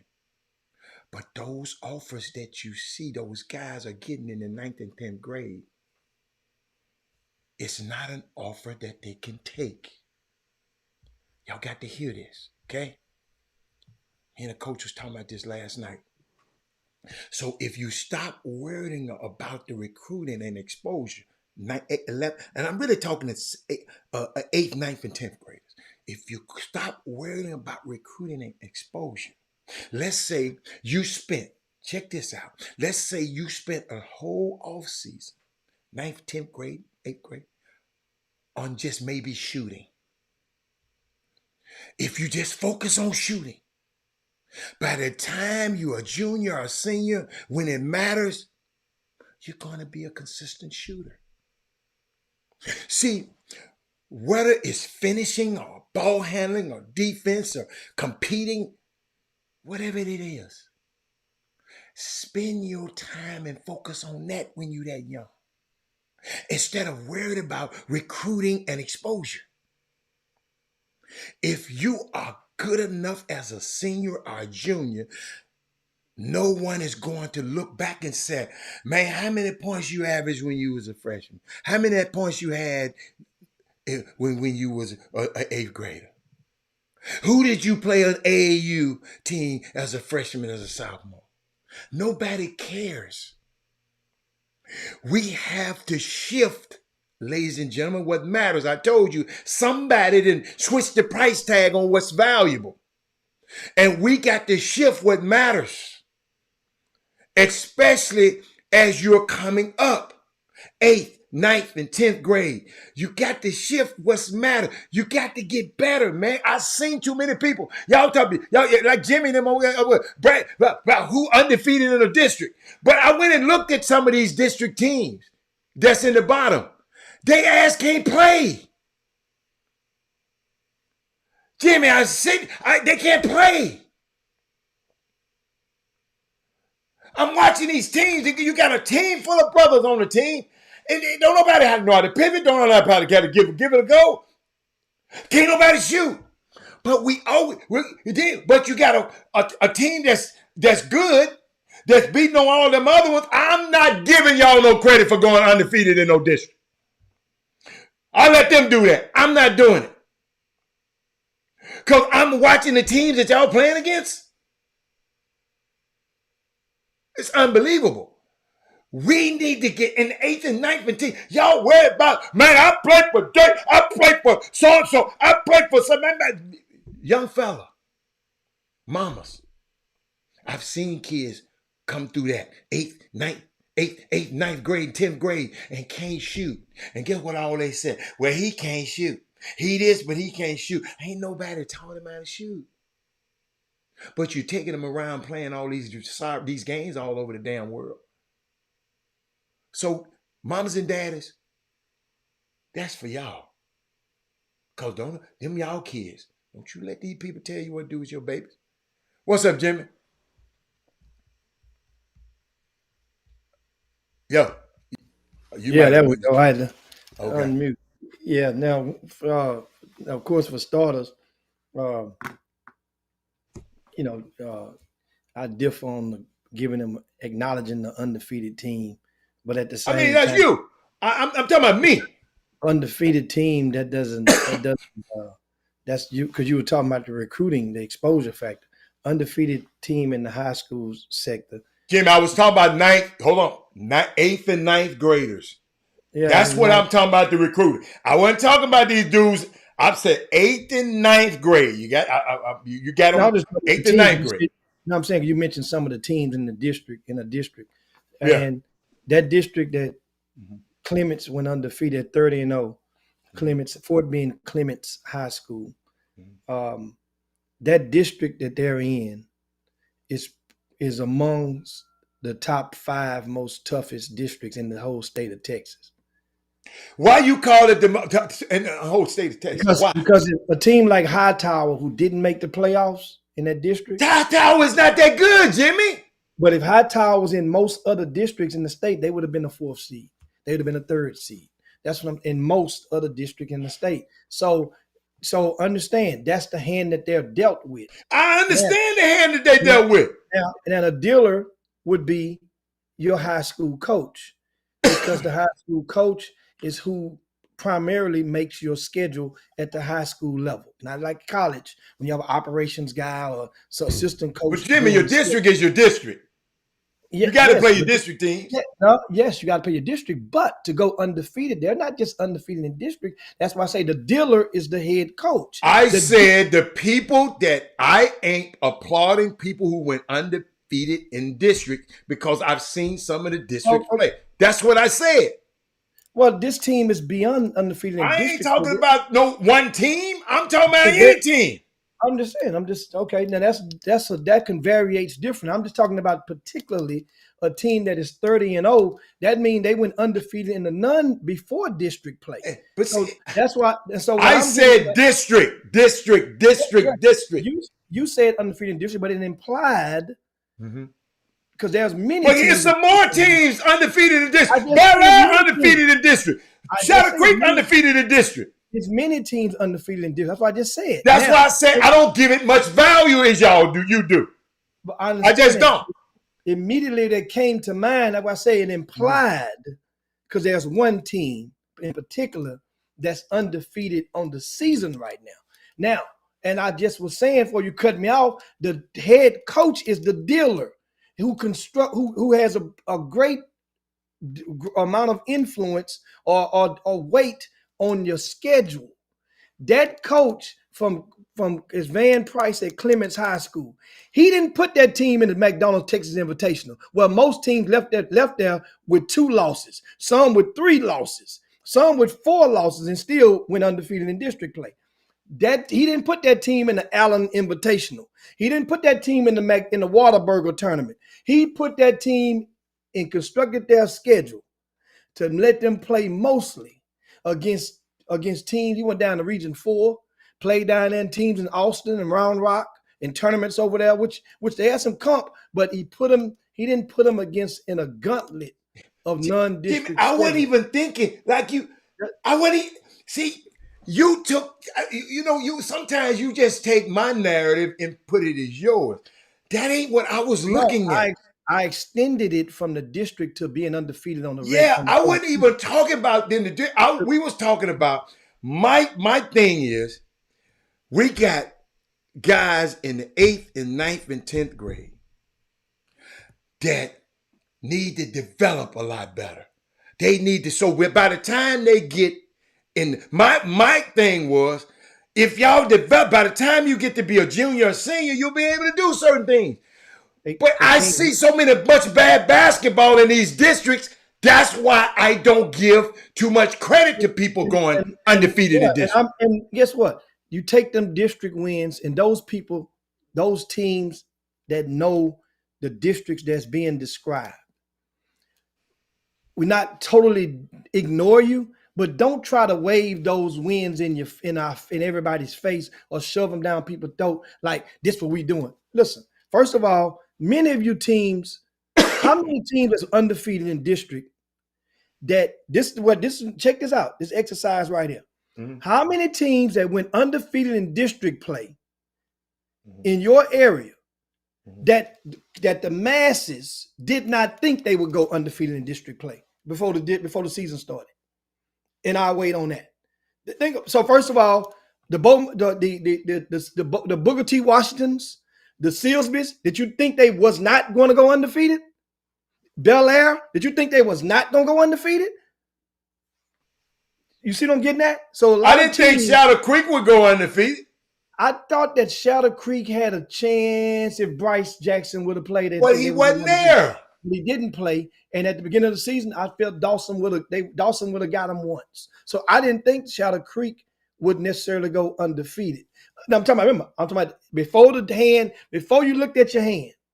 That means before the season started, maybe after a couple of scrimmage games, or let's just say after the first weekend of the season, after the season opener. After the season opener, people went back to the huddle and say, okay, they got something to work with. At that point in time, because remember, Dawson was looking okay. Dawson people were bragging about Dawson at the McDonald's There's tournament. some people talking about Dawson was finna tear their head off. Yeah. So those people hold them jokers accountable. They didn't tell me; they were telling other people. When other people came and try to push the narrative. Man, this dude here, he the best 10th grader in the state. Well, I got a score. And guess what happens? Those other coaches hear that, and they hear you, and they see you guys tweeting. Many high school coaches, especially the smart ones, ain't fit to go back and forth with you guys on social media. But they see some of the stuff because parents gonna screenshot it to those head coaches. And know what them head coaches do? In abundance. Just not necessarily to me, but whoever their allies are, they're going to screenshot you a picture of the score book or the stats and say, hey, your homeboy, that guy that was talking all that smack, look at what his kid did last night. Look what we held him to. And it ain't hard to, and then they'll break it down. It ain't hard to hold him. We just do this like this, do this like that. And so I said, okay, I see now. And I just hold it in my phone as receipts. Whenever I see the guy in person or, hey, man, by the way, your kid you talking about, look what he did. That's the part of accountability. And people, I think it's the detail shop mentality. Go back to the 80s. Remember back in the 80s, it seemed like every hood had a detail shop on their main boulevard in every block.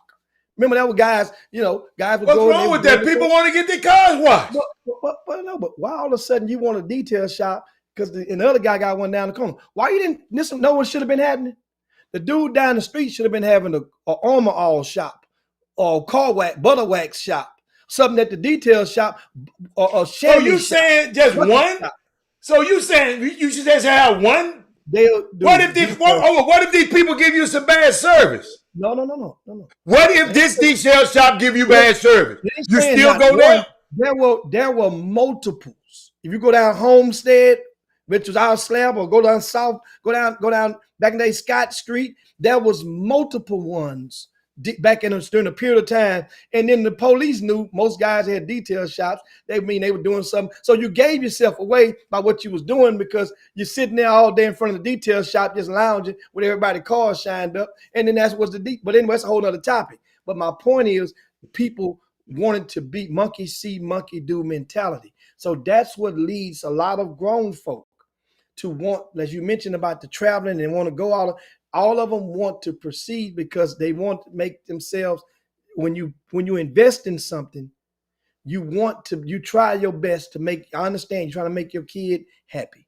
You're trying to make your kid, but in the process of making them happy, guess what? You're going to see the inconsistencies that are out there amongst their peers. You're going to notice, and in your heart, out of some kids, you're going to say, my kid just whooped this dude on this particular day. But then your kid will come back the next day and flatline against another kid that ain't as good as your kid. But that kid that your kid whoop is going to go the next day and whoop the number 5 kid. The week after they're going to whoop number 3. The week after they're going to whoop number 1. But all you're going to remember is what you did to him. And then wasn't nobody in your gym. Sometimes, guess what?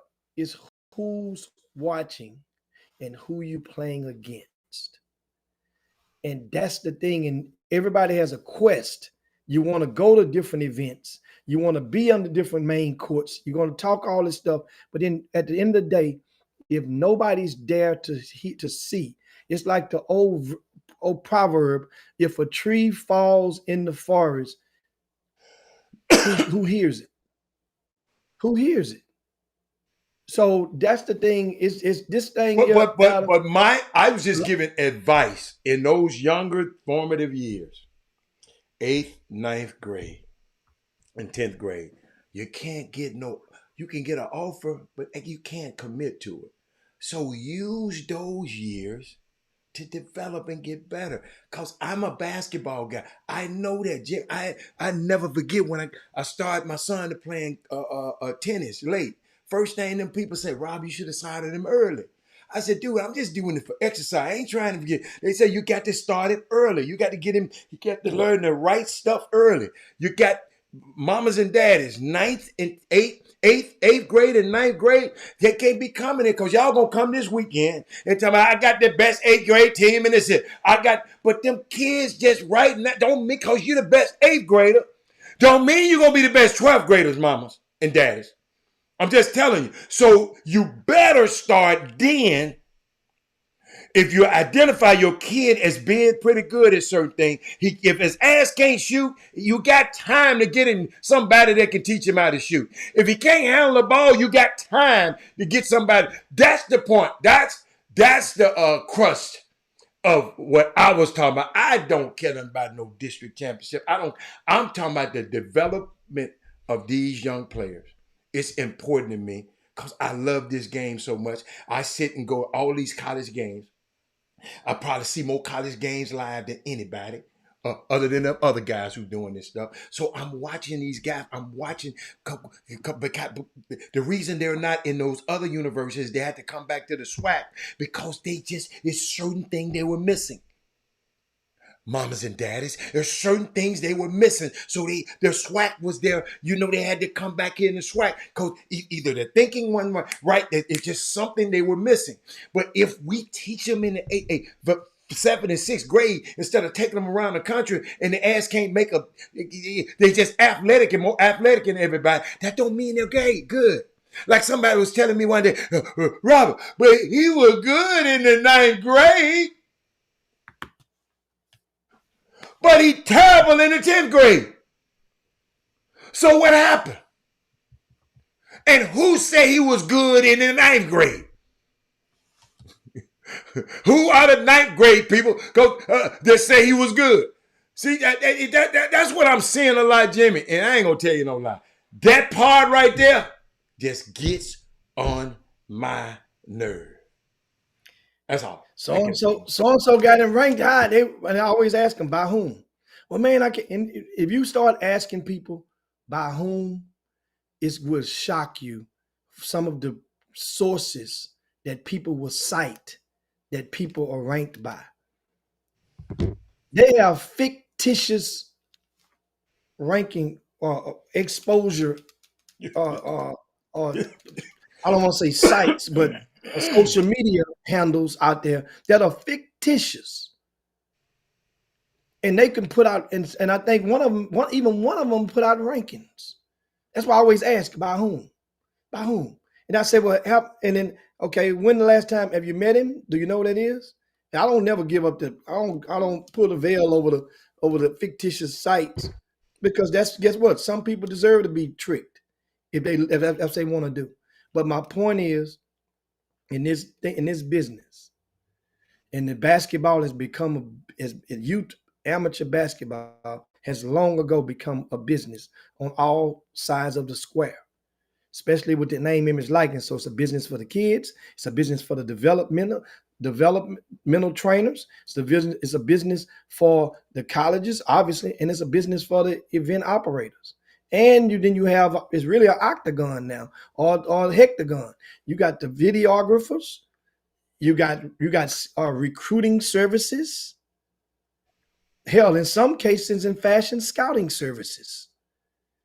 There are so many people out there, and if you want to, and guess what? The bigger you hope to become, you got to pay like you weigh. in this stuff for many people, which is it's Not if sad, you but it's get better. See, yeah, you talk about the shortcuts. If your ass good, they come in the probably. He talking to your parents. He talked to your parents. Your son can't play. You got to I'm pay. talking to the masses. That's the masses. That's the 99 percentile. Or But, 90, but why 95 why percentile. should y'all want to pay for? Yo, you can't pay your way into this stuff to me. They think they can. But That's but the I'm whole sitting thing. here watching people on parents. And I kind of understand you, but just me being a parent, you tweeting about your own kid. How far is that reach? You talking about what little Johnny done? How far is your reach? You tweet, man. I seen one kid. I swear to God, and I told you about this kid. Man, I saw this kid name so many damn times, and then I went to see this little kid play. I said, "How is this damn name always on Twitter?" Jimmy, you just said they paying, but then the kid can't play that damn good. And you know, I ain't trying to break nobody, but somebody that failed this baby. But then when they paying though, how a lot of them that's they getting what they paying for. But I it's the understand. people. I think like that point right there. If so many people that's supposed to see a lot of parents, that's a one-time occurrence for them in their life. If they're lucky, they're gonna be in a situation one time with that son or that daughter, and they're gonna pay, they're gonna do whatever they can to go and get an advantage. Okay. But the person that's on the other end that's receiving the what would you call it, the non-ethical benefits from that parent, they're supposed to, their verbiage for which they word some of the descriptions about the kid is where the angst come from. Meaning that you're going to make, that parent ain't necessarily telling that person what to write. That parent is paying them to cover, and they're being nice, or they're paying homage. They're giving exposure. But man, this boy here, he the best in the state. This kid just scored 30 again. This kid, hey, the Division I coaches, look, y'all sleeping on this one. See, you're supposed to, it's ways other stuff that you can be creative enough to write without trying to trick that people into believing that their 30 has the same weight as the other person's 30. It's different. Let me tell you something. When you go to the store, next time your check engine light come on, or next time you go get your oil change, there's a difference between 40 weight oil and 20 weight oil. I promise you, for those that don't know, it's just a difference in the cars, Jimmy. It's and that's a damn sure big difference in the car. It's different in the cars you put them in. It ain't got nothing to do with which is better than the other. What is a difference between the weight, and it's a difference. Yeah. Some weight is designed. Don't say it's better than the other oil. Because a lot of people got a Chrysler 300 and think they got to, and make you and try to make people think it's a Bentley. But Jimmy, I saw something the other day, right? See, my advice is, because y'all keep worried about exposure and recruitment. My advice, parents, if I'm gonna spend some money, y'all gotta understand, I tried to spend my money one time. Jimmy, I went to a guy. Listen, parents, I went to the guy, and one day I told my son, I got to go to the ATM and bring this dude back the money. He said, bring him some money for what? I said, for him. He said, Daddy, you teach me better than him. Don't pay. I ain't coming no more if you got to pay him. This a little 13 or 14-year-old kids realizing this dude ain't teaching him nothing.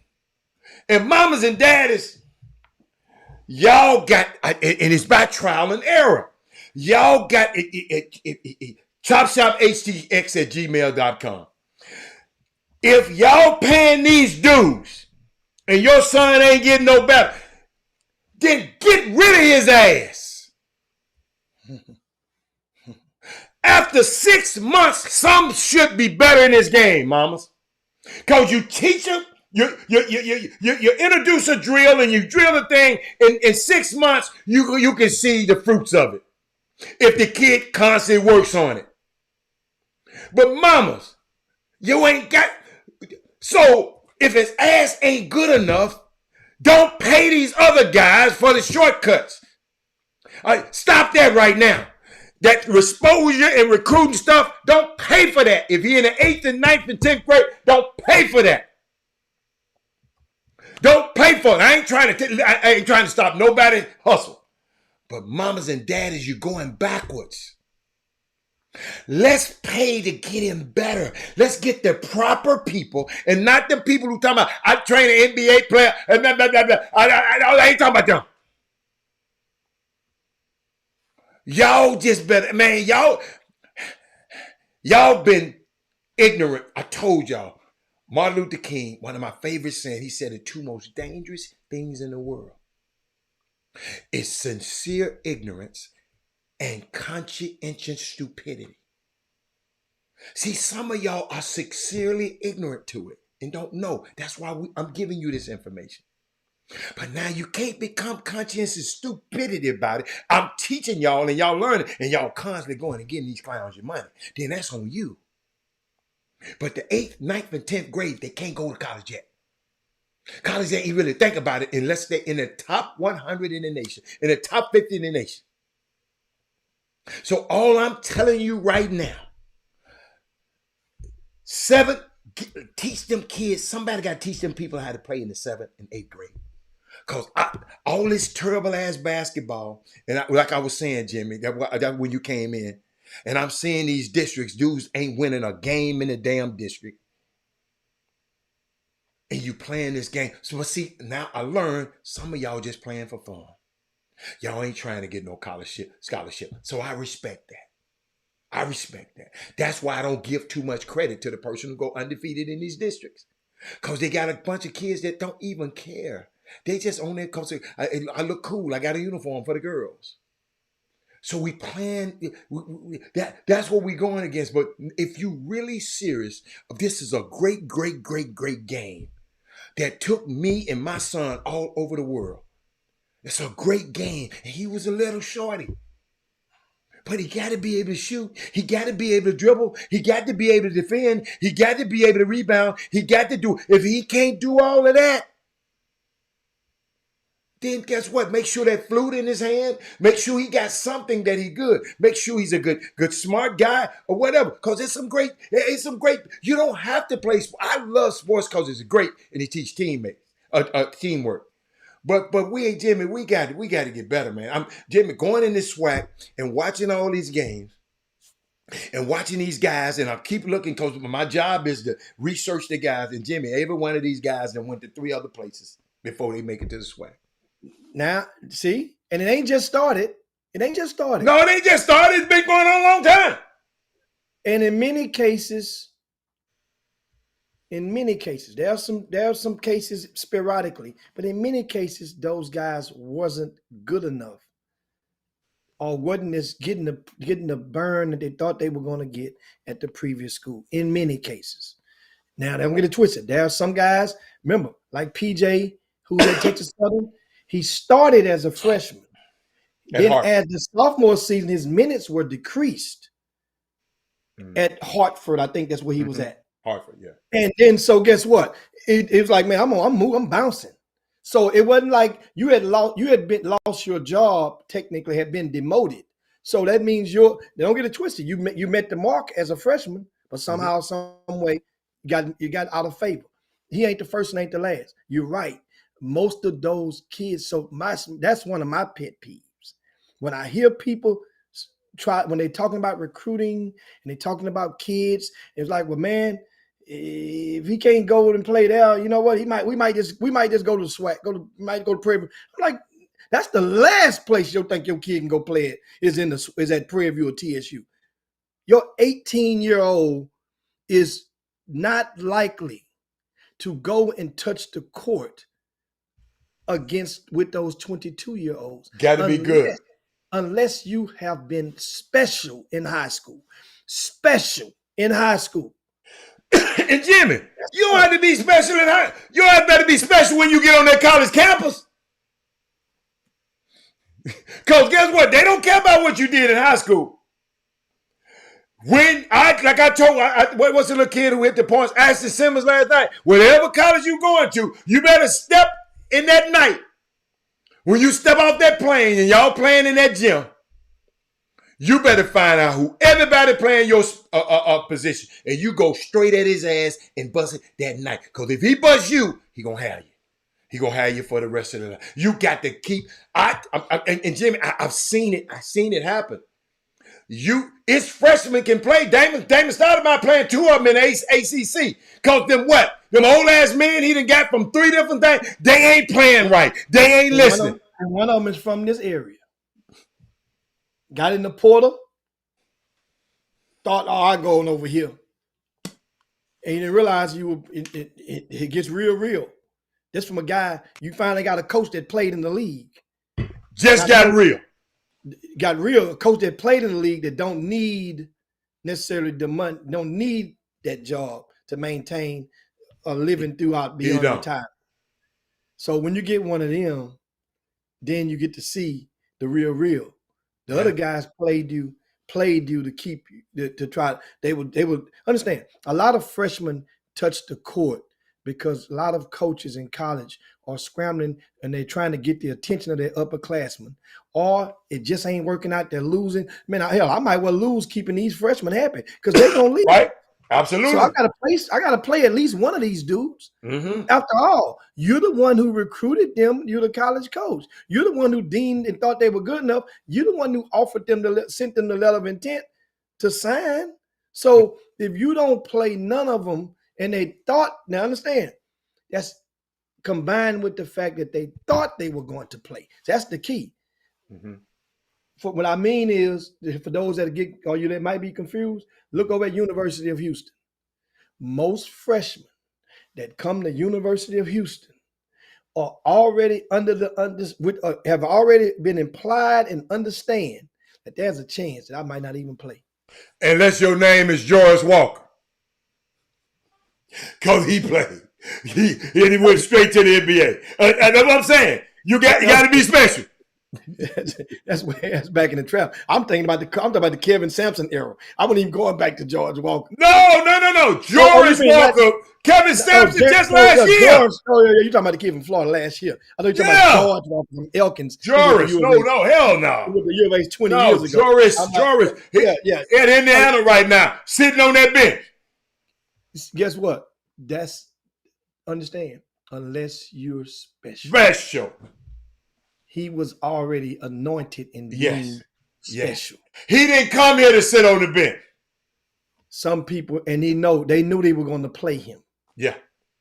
It wasn't no factor. You get playing time until you unearn it.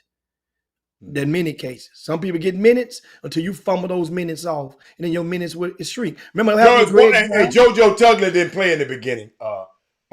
Kenneth Gamble, he didn't play in the beginning. He earned his way. He ain't playing He didn't play in the beginning. I'm talking about Joris Walker. Yeah. Terrence Arsenal watched a whole lot at U of H. He watched a whole lot. So that's the thing about the freshmen that come in. And guess what's going to happen next year? It's going to be, guess what? What? Master P's son coming up in there next year. Uh-huh. And it could be a very rude awakening. For him. For a person to come and ride the bench for the first time in your life. Mm-hmm. Especially when you are a hip-hop kid. All hip-hop kids are expected to keep that street cred going. But if you ride the bench for the first time in your life, you talking about mental health.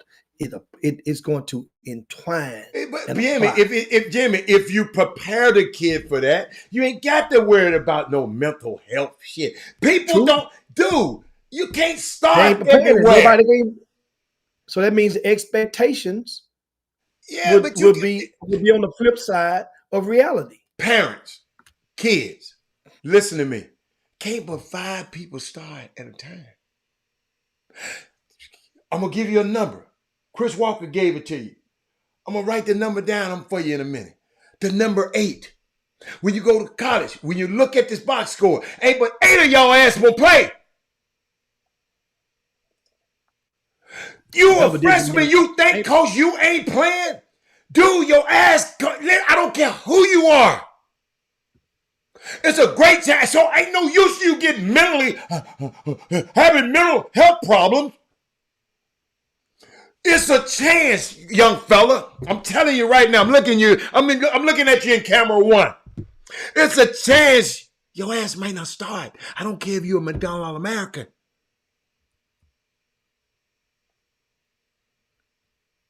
So why get all bent up and out of shape about something that Uncle Robert did already tell you? It might not happen for you. But guess what you better be doing? You better be developing your game and finding out the weakness in your game. So in that sophomore year, you come back, you the freaking man. All that pouting, you develop your game. You find out from them coaches, Coach, what it's going to take for me to get on this floor. Instead of, he don't respect my game. Man, the only thing good about a freshman, coaches tell me he become a sophomore. It's the only good thing about it. Jarris Walker, he was just that good because his big ass defend. But coach check his big ass out if he missed the defensive assignment last year. If you watch U of H games closely last year, he'll check him out of that game if he loses defensive assignment. So that's all I'm trying to. Jimmy, I got a different mission because I love this game so much that I just want people to learn how to play it because it's a beautiful game when you know how to play it. Oh my God. It's Jimmy. It's like a symphony. It's like a jazz musician. It's a jazz band playing. Every note hidden. It's just fluid. It's going back and forth. Man, the game can be so good, but if you don't know how to play it and turning the ball over every time you touch it, or throwing it into traffic every time, you can't see the pass. You can't pass nobody open. You can't make an entry pass. You can't make a overhead pass. You can't make a off the pick and roll a lot. You can't. If you can't do all those things, Jimmy, you got to develop and get better at them, freshman. Instead of getting mad and worried about my mental health. No, get your physical health right too. Yes, that's all. I'm going to give you guys, I love to every now and then give you guys some stats to support whatever your opinion. That way the stats, well, I'm going to give you facts. We mentioned JoJo Tugler, I think a couple of you guys on the timeline. And if you go look at U of H's schedule from this year, mind you, give you guys a tip. Early in the season, pay attention to the games that were 15 points or less. Not the 30-point wins. Everybody's going to play in those games early on. Everybody's going to play in those. The little white walk on, I call him little Opie, who can in the game when U of H folks go crazy when he cuts the court. What his name, Elvis or something like that. I don't know his name. I like him. He gonna play in a 30-point swing. So I look and identify the first. Remember, 3 is a form of a comparison. So it's like when people do appraisals, they go find 3 properties and they appraise and they put the value of those 3 like properties. The first 3 games against opponents that were, NCAA tournament hopefuls. And first one would have been Utah. Yeah. In Utah, he played 10 minutes. JoJo Tugler. Okay. 2 days later, they played Dayton. Mm-hmm. He played 11 minutes. Mm-hmm. Then they come back and they played. Now, Utah was a 10-point win. Dayton was a 14-point. We might say 15 points or less. The next game was Montana. That was a 35-point win. You don't count. Go to Xavier. Xavier played 13 minutes. So that's a sample size of an average of 11 and a half minutes a game. So that's what he averaged. That's 5 minutes a half. JoJo early on. Mm-hmm. He had to earn the rest of it. Yes. So JoJo didn't come in there with the minutes that No, Walker had last no, year. Walker started off the No. bat. Now, mind you, that's University of Houston. That's the top 5 team in the country. Preseason top 5, I'm saying. Currently top 5. Those 11 minutes there is equivalent to 30 minutes at SMU. You follow me? Remember, it's different layers, it's different levels to this stuff. Remember, we explained about the cars and the oil earlier. Him playing 11 minutes there and what he's going against every day in practice and being rewarded by his play, JoJo Tugler is doing fine. Oh, he's doing. But he could have went somewhere else and did Junior Lofton route. He could have went to Louisiana Tech if he wanted to. If that was more important than the bigger picture of things, he could have went that route. It worked for Junior Lofton so far. He wanted to get paid. He wanted to be able to buy his mom and be able to be in a position to buy his mom. He's that close to be able to buy his mom a new house. That close. Got to stay healthy. Now back to this stuff right here, guys. This stuff ain't easy. Stuff ain't easy. I had a guy that texted me about some kids going. South Florida was in town.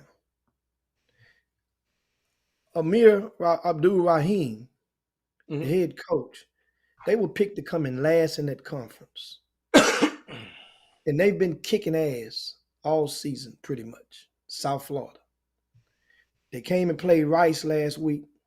And my thing was, did you go to the Rice game? No, man, I had something else to do. If it meant that much, and you're talking about a kid in Greater Houston, if it means that much, then you disrespected that coach by not even bringing a kid to be able to, or yourself, to even see what they have on that team and just how hard or how they play and how they sub. And if your player can even handle that, but you want him to take out the time to recruit your kid, he just came in your back door. Come on, man. Y'all got to do better on this stuff, man. See, it's 3 ways to look at it, Hal. When you're asking, like right now, it's that unsigned senior season where everybody's going to be peddling out unsigned names everywhere. Many of you guys, these coaches that you're reaching out to, you consider yourselves having a relationship with some of them, with many of them. Follow me now. If that be the case, this is his job. This is his livelihood. He could be a high school coach 2 years from now if he don't continue to produce guys that's going to help him, his boss primarily, and himself get a pay raise. Can your kid get this coach a pay raise? Or that means the kid that you're soliciting to these college coaches, is it going to actually immediately help that kid, help that coach, or immediately help that kid? That's the aha. I say it again. The kids that you're soliciting to these colleges, take this kid, check out this kid. This kid is a no-brainer. Does that situation immediately help the college coach, or does it help your kid, you and your kid, and or your kid? Or does it help both equally? Do you think it will? In most cases, I'm going to answer it for you. In most cases, in the solicitations, it's immediately trying to help your kid. Because you're trying to prove to somebody, because that means for you to be doing all the soliciting, that means you feel people are sleeping on this kid, or he's been neglected, or the system is passing them by. So therefore, you're having to do the work. So that means you need to help. You're trying to help this kid. You're thinking and you're selling it like you're helping the coach. And if that be the case, then why you not calling Houston Baptist University, Rice, Sam Houston State, SFA, Lamar? Why you not calling them first? Because if you're have a relationship with these kids and you're a developmental trainer. This is the part that baffles the hell out of me, Hatter. You're the trainer. You're the one that's helping develop this kid. Why the hell would you want to send him across the country where you ain't going to see him no more? Because trust and believe he's going to have a new trainer, a new developmental guy wherever he's going. He'll come back and mess with you during the Christmas holiday break. But he's going to have a new person that's going to be having influence over him. Why would you want to send him to way over there when you can't still continue to develop him in your own backyard? But what if he have an opportunity over there that he can't get over here? That's the whole thing. So why wouldn't you check and exhaust your options locally first? Okay. You're starting out trying to ship him way to South Florida, or you want them to recruit him. Like, hold on, man. We just whip Rice ass. You need to be calling Rice for that kid. He need to. That dude can't play with us. And many of you college coaches, if you're watching, the next time a guy send you a video of a kid, send them back a video of your team playing in college. That'll sort some of this shit out. No, people be sending them, hey man, check out this, sending them clips, highlights. Send their ass a highlight of your team so that they can see what you have to work with already. Some of these, you said it earlier, recruiting has changed. It ain't gonna never go back to where it was. It has changed. High school kids understand something. They are recruiting the portal. Do you understand there's only one live period in the spring? There's only one live period in the spring. This is not because the NCAA wanted it. The college coaches wanted it. You think the NCAA want to turn down our opportunities for all these different? Remember, every event that was live, the NCAA got paid off those events. Did y'all not know that? You had to pay them to host these events. You have to pay them. You have to pay them. You think they didn't want more events? They have one because the college coaches said we need April to recruit the transfer portal. The new rule, they have 45 days. Starting the day after Selection Sunday. So the Monday after Selection Sunday, I think that maybe this year, maybe March the 18th. Selection Sunday is on the 17th, if I'm not mistaken. So on the 18th or whatever, or maybe all the week after, that Monday, you count 45 days. That's all of the time now that the portal get. So at the end, it concludes around the first week of, around Cinco de Mayo, somewhere around the first week of May. Well, guess what? In that period, the colleges are going to have to do campus visits, official visits from people in the portal. That includes the junior college people. That includes the transfer. They got 45 days to recruit the portal. So the market is going to dry up on high school kids during that month of April. Do you guys understand that? So that means what you need to do is position yourself, get a true assessment to whether you are truly a Division I prospect or just a Division I hope. You need to get that assessment. Mirror, mirror on the wall, this thing. And once you find that out, parents, cut your losses. Go and if your kid, talk to your kids. And if your kid still is willing to go and wake up at 5:30 in the morning and go to individuals and go to tutorials, go to workouts 2-a-days, go do all this stuff and still sit at the end of the bench and possibly not touch the court his first year, then you proceed. But if your kid is not and doesn't cut like that from that cloth, or he just might be interested in something else. You got to let him know that, let the kid know that he or she, if they opt not to pursue basketball any further, that you will still be happy. You would be even more happier that they're your son or your daughter. A lot of these kids do it because they think that's what you want them to do. They want to please you. Your kids love you just as much as you love them. That's the thing. If you let them know, man, look, you ain't got to keep playing this stuff. You don't have to go to college. You listen, we just need you to get this degree. You can make hey, we want you to be happy.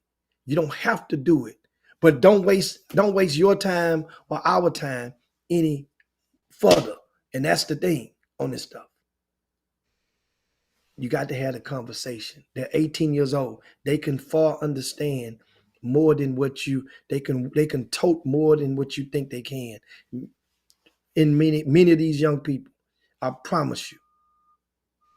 Well, give us a little bit, man, of what you predict is going to happen next week, before next week. We can do this on Monday. We can do this on. But if you got any, what's going on, man? What's intriguing in the first round matchup to you? You got an intriguing one? Well, yeah, there's always a few intriguing first round matchups. I think I liked Willis and Nimitz in the first round. They're playing at Summer Creek. Okay. I like that game. That's going to be very, very intriguing. Now, there's a few districts that had Why? Because this Willis team, I like the story behind it. They came in second place in their district, right? In their respective district. That's 13-6A. That's the district. College Park won that district. College Park won 30 games, by the way, this year already.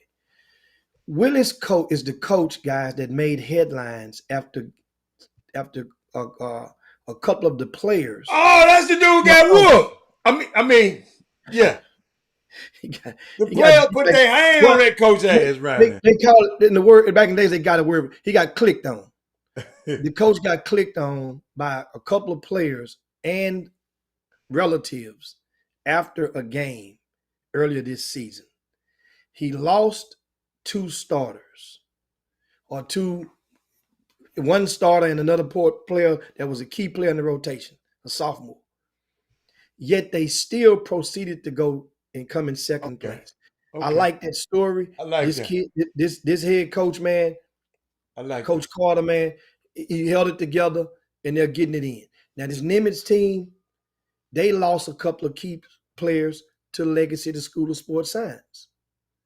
Okay. So they had, it's one of those things now. You had turbulence, and this is a key game for both. I like that as a first round matchup. Give me these regions now. What region 1 and 2 is what? Who is that?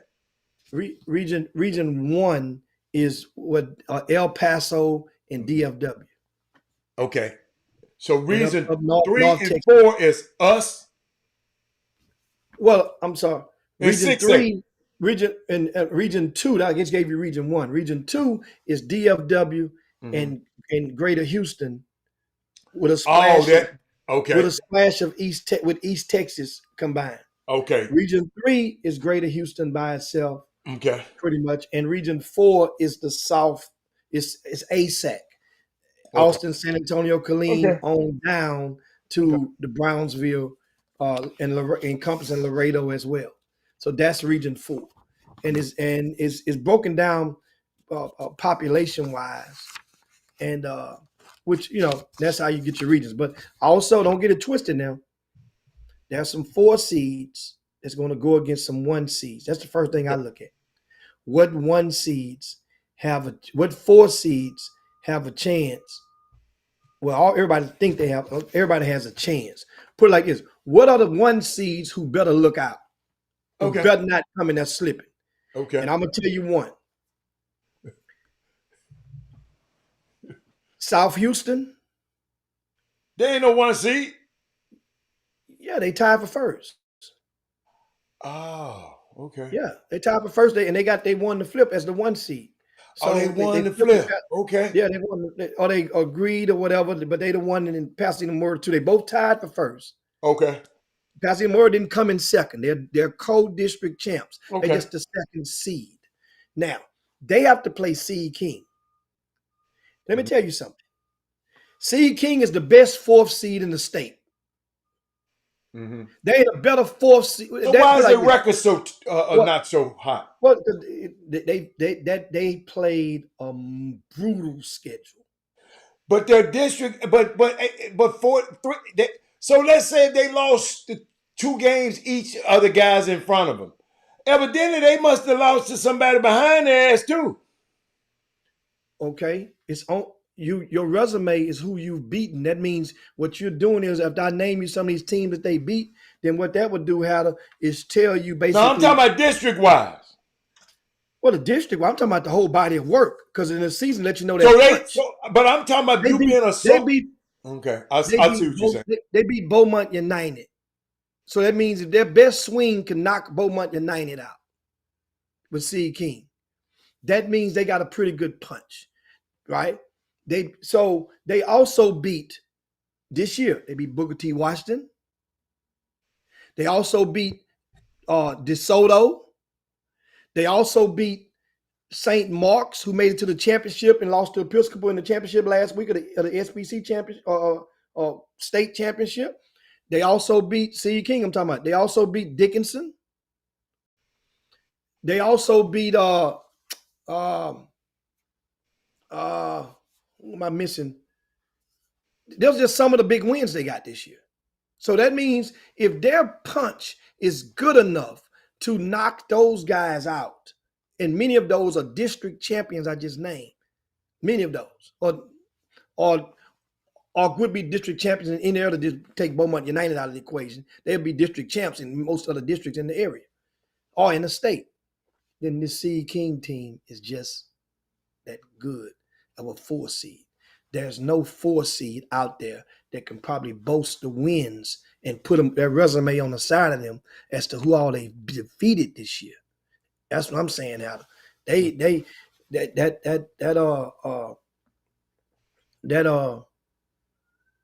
That's a game to see in the first round. Beaumont Westbrook would play Pasadena Memorial. That's a great matchup in the first round. Pasadena Memorial has Robert Miller III. That's 2 front cover guys going head to head out in the first round. 2 front cover guys going head to head. You got Robert Miller going against who? Ashton Simmons. Oh, that's the first round. That's a hell of a first round game there, player. Round. You got 2 Power 5 players opposite each other. And Ashton Simmons is just coming off 45 points, 14 rebounds, right? In last night's win over double overtime win over Tascasita. And guess what?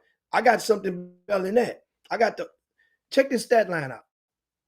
Doug Jones Supply. He was at the game last night. He was 17 for 19 from the field. Yeah, I told people that. He missed 2 shots, man. He hit every one of his threes.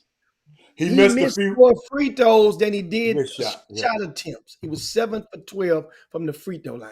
That was too close for him, I guess. That was too close to the rim. Ashton Simmons opposite Robert Miller. So you know what that means? One of those young men will end the high school career of the other one. That's what that means. Mm-hmm. No matter how you slice it, one of them will forever be able to forever identify himself as the guy who ended the high school career of the other one. That's a game to see. Also, I like whoever loses out of Katie Jordan and Katie will play Clements first round.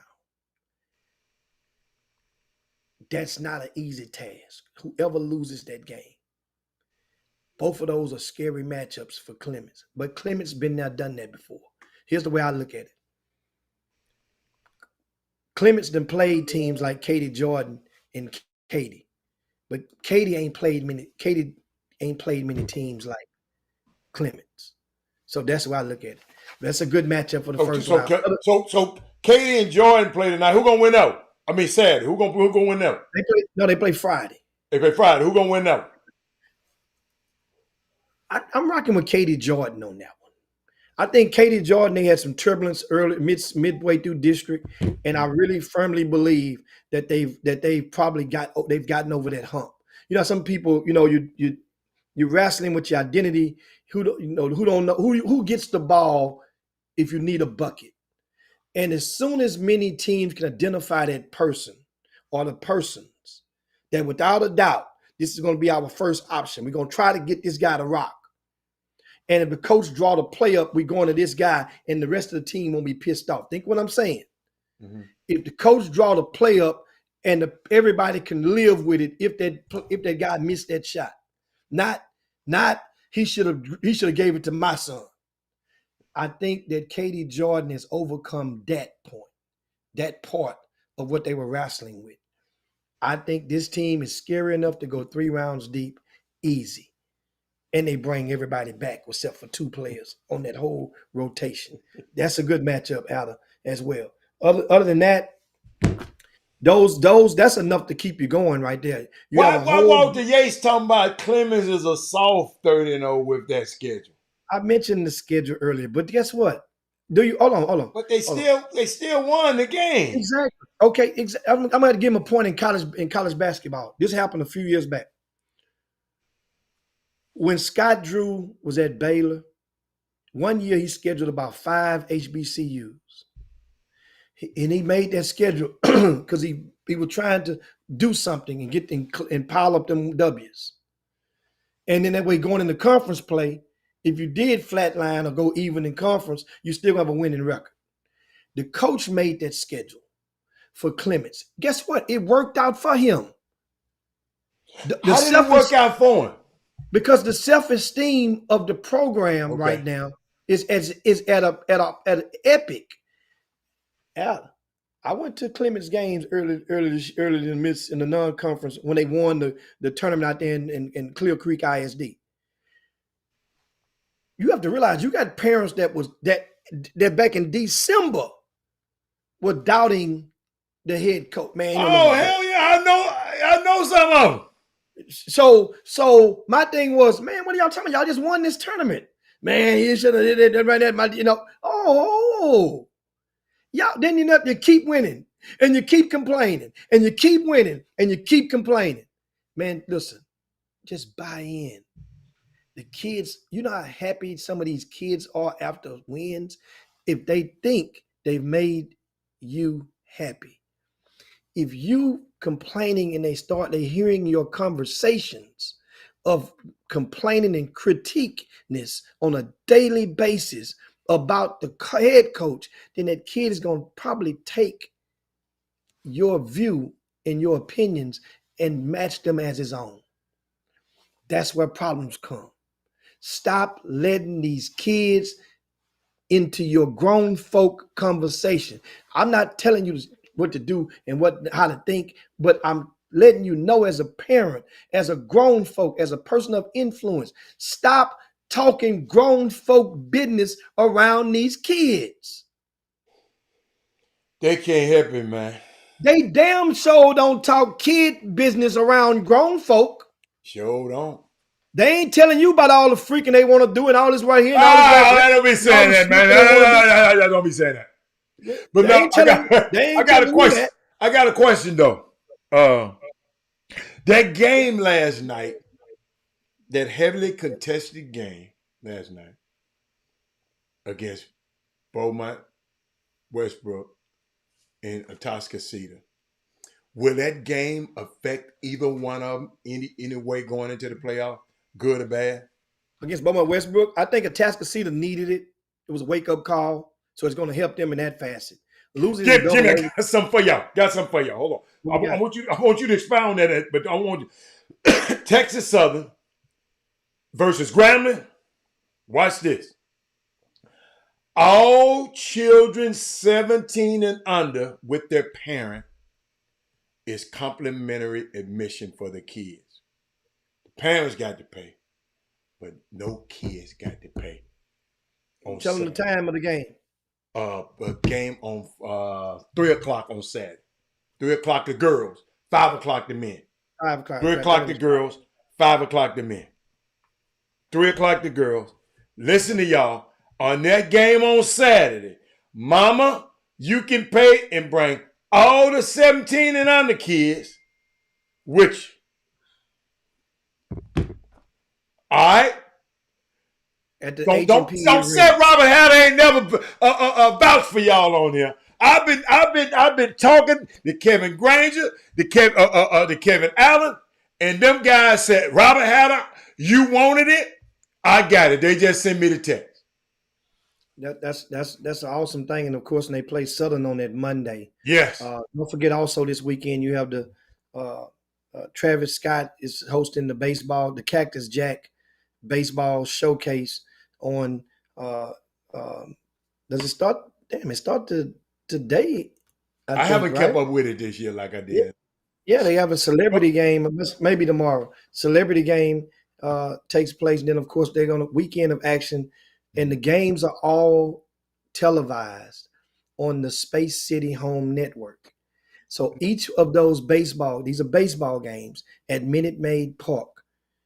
You know, the Astros just started spring training yesterday, but this is HBCU baseball.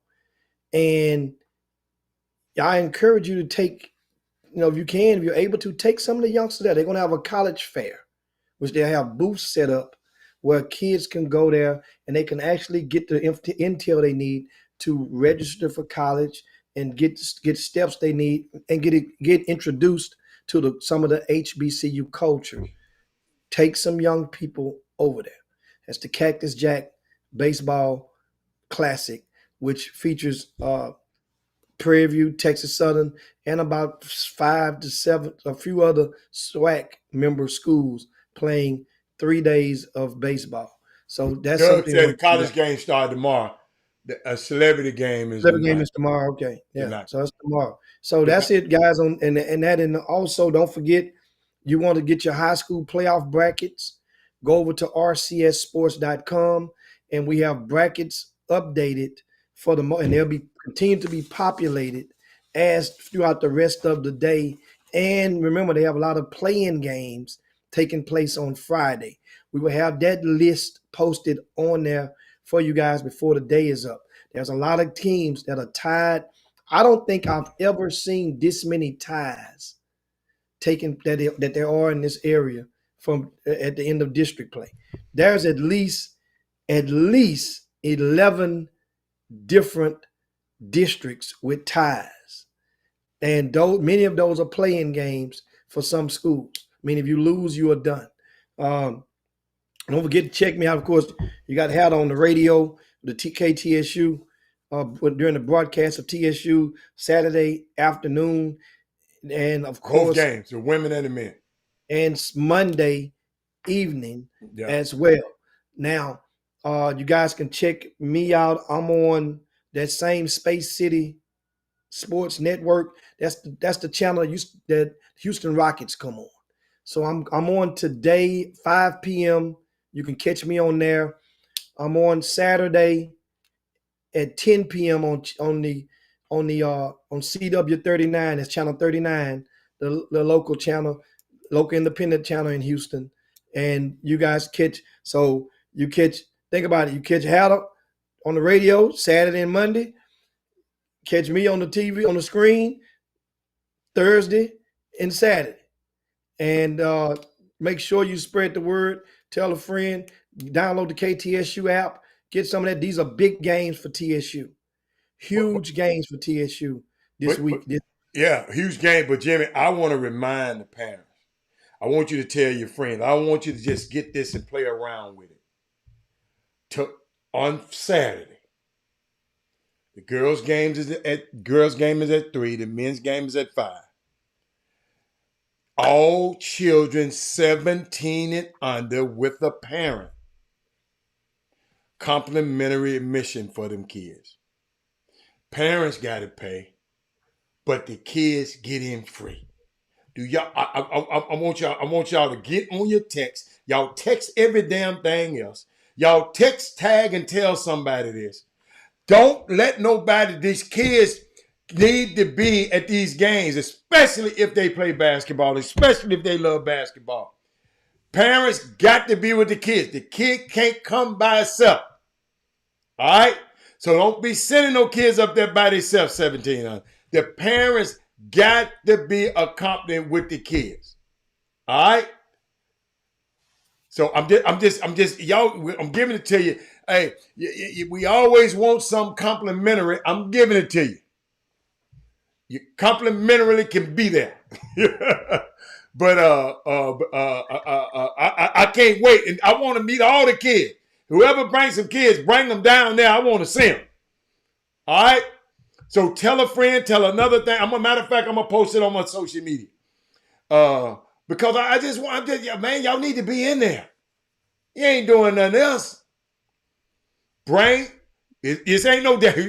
Doug said ain't no daycare, but but yeah, y'all come on in. Damn, Jimmy, is that? Hold on, that's that. Oh, it's a fly came on your head. Oh, man, yeah, they came in the office. Don't worry about it. We'll get him out of here. But let's get out of here, man. I got to go, man. I got to get out of here so I can get back I've been home. swinging him for an hour. I've been swinging that joke for an hour. That joke flying around here. Hate him. I hate him. They hard to kill. I'm just hoping he didn't land on me, on my face. If you are interested as we go and leave, I have a pair of tickets. Okay. For the Cactus Jack baseball games, right? And this for Saturday only. I have a couple of tickets for Saturday. If you're interested in taking or going, send an email to chopshophtx@gmail.com. chopshophtx@gmail.com. That's the email address if you're interested in going, only if you know you're going to attend. Yeah, please don't take a ticket if you're not going to attend.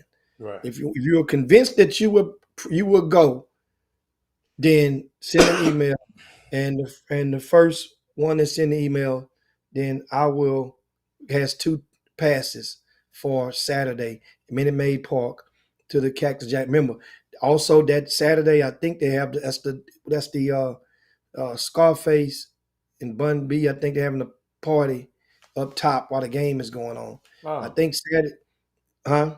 I said, I didn't know. I'm gonna be so big. Let me tell you something. I'm going to U of H game for a minute. Then I'm coming over there to announce the games for TSU.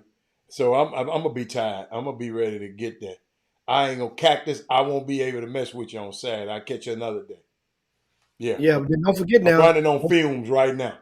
On Sunday, that's be the championship Sunday for the middle school city championship. I hope I'm good enough. And you know that thing is gonna be rocking. I'm gonna tell Where you, is it? What school? MacArthur High School. Come straight down 59, get off on Aldine Mill Route, make a left onto the freeway. I ain't never been in that school in my life. Yeah, I mean MacArthur High School, right? You can't miss it. Ain't no other turns. 59, the Aldine Mill Route. That is about 2 exits before the Beltway, and you make a left under the freeway if you're coming from downtown, and you'll run right into MacArthur High School, maybe 1 mile on the left off the freeway. Yeah, probably not even a mile. So that's Saturday, Sunday. The schedule is posted on the front of rcssports.com. That middle school city championship is going down.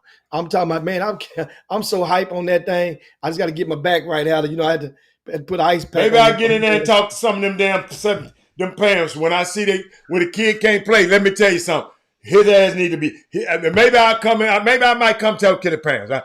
If I ain't too tired on Sunday, I'm gonna come and say, parents, y'all, we got to get them right now.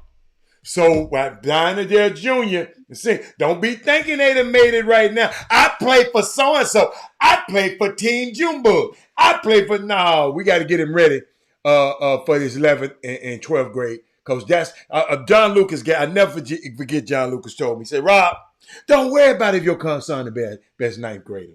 Don't even worry about if he's the best 10th grader. Don't even worry about if he's the best 11th grader. You better make sure he's the best 12th grader. Parents, you can take that. I'll never forget that from John Lucas. He told me that. He said, make sure your son is the best 12th grader he can be. Because that's when it all counts. That's when we headed. But Jimmy, let's get out of here, man. Indeed, we have definitely got to get out of here. Of course, anybody out there that has a small business owner if you have a food truck, send an email to chopshophtx@gmail.com. I have something good for you. Man, I wish y'all was in LA. I'd hook you up. Man, you can't bring that blue food truck over No, there. Man, I say if y'all was in LA. that's blood territory, man. Blue truck ain't gonna work over there by MacArthur. They all red over there. They all red over there. Hey, they mess with that truck, they gonna get some hot ones put in there. But no, it's all good, man. But y'all definitely send an email if you have a food truck. I have something for you that can benefit you guys. That's one of the benefits of the Chop Shop. You try to help each other, but many of you guys, remember, you have to go back to letting people know what you do in your business. Start posting it on the site when you come home. Let the people know. Otherwise, you might be a plumber. Somebody may have a leaky faucet, and then you not even know that. Make sure network with each other, and that way you can help in the time of need. But anyway, guys, we want you to share the show on your way out the door. We're about to get up out of here. Got a lot of stuff to get to do. I'll see you guys on Monday. And man, it's a hell of a weekend. I know I'm gonna be wore out Monday. I know I can see it coming a mile away. Me too. But guess what? Hey, we got to get through it, baby. But I can't wait to get back to Monday. But I'll see y'all. Please, TSU game, Grambling game, TSU on 5:00. If you want to come see the girls, it's 3. But listen, all 17-year-olds get in free with a grown folks or their parents accompany. So bring them all out because I want to meet them, I want to see them, and I want. And then on Monday night, it's a different. Not on Monday night, just on Saturday. Okay, not on Monday night. The Southern game. So we got to beat Jimmy. We got to sweep these 2 games this weekend. All right, we out of here. We're gonna do it. Go Tigers in the world of Chatterbox. I done hit it, man. I done. Jim Hicks, Rob Hatter. You are now tuned in to the Chop Shop. I'm Retro. Let's get it. We in the Chop Shop. We live in the Chop Shop. We talking sports talk. We live in the Chop Shop. We in the Chop Shop. I'm talking sports talk. So turn your dials up. It's live in the Chop Shop. We in the Chop Shop. We live.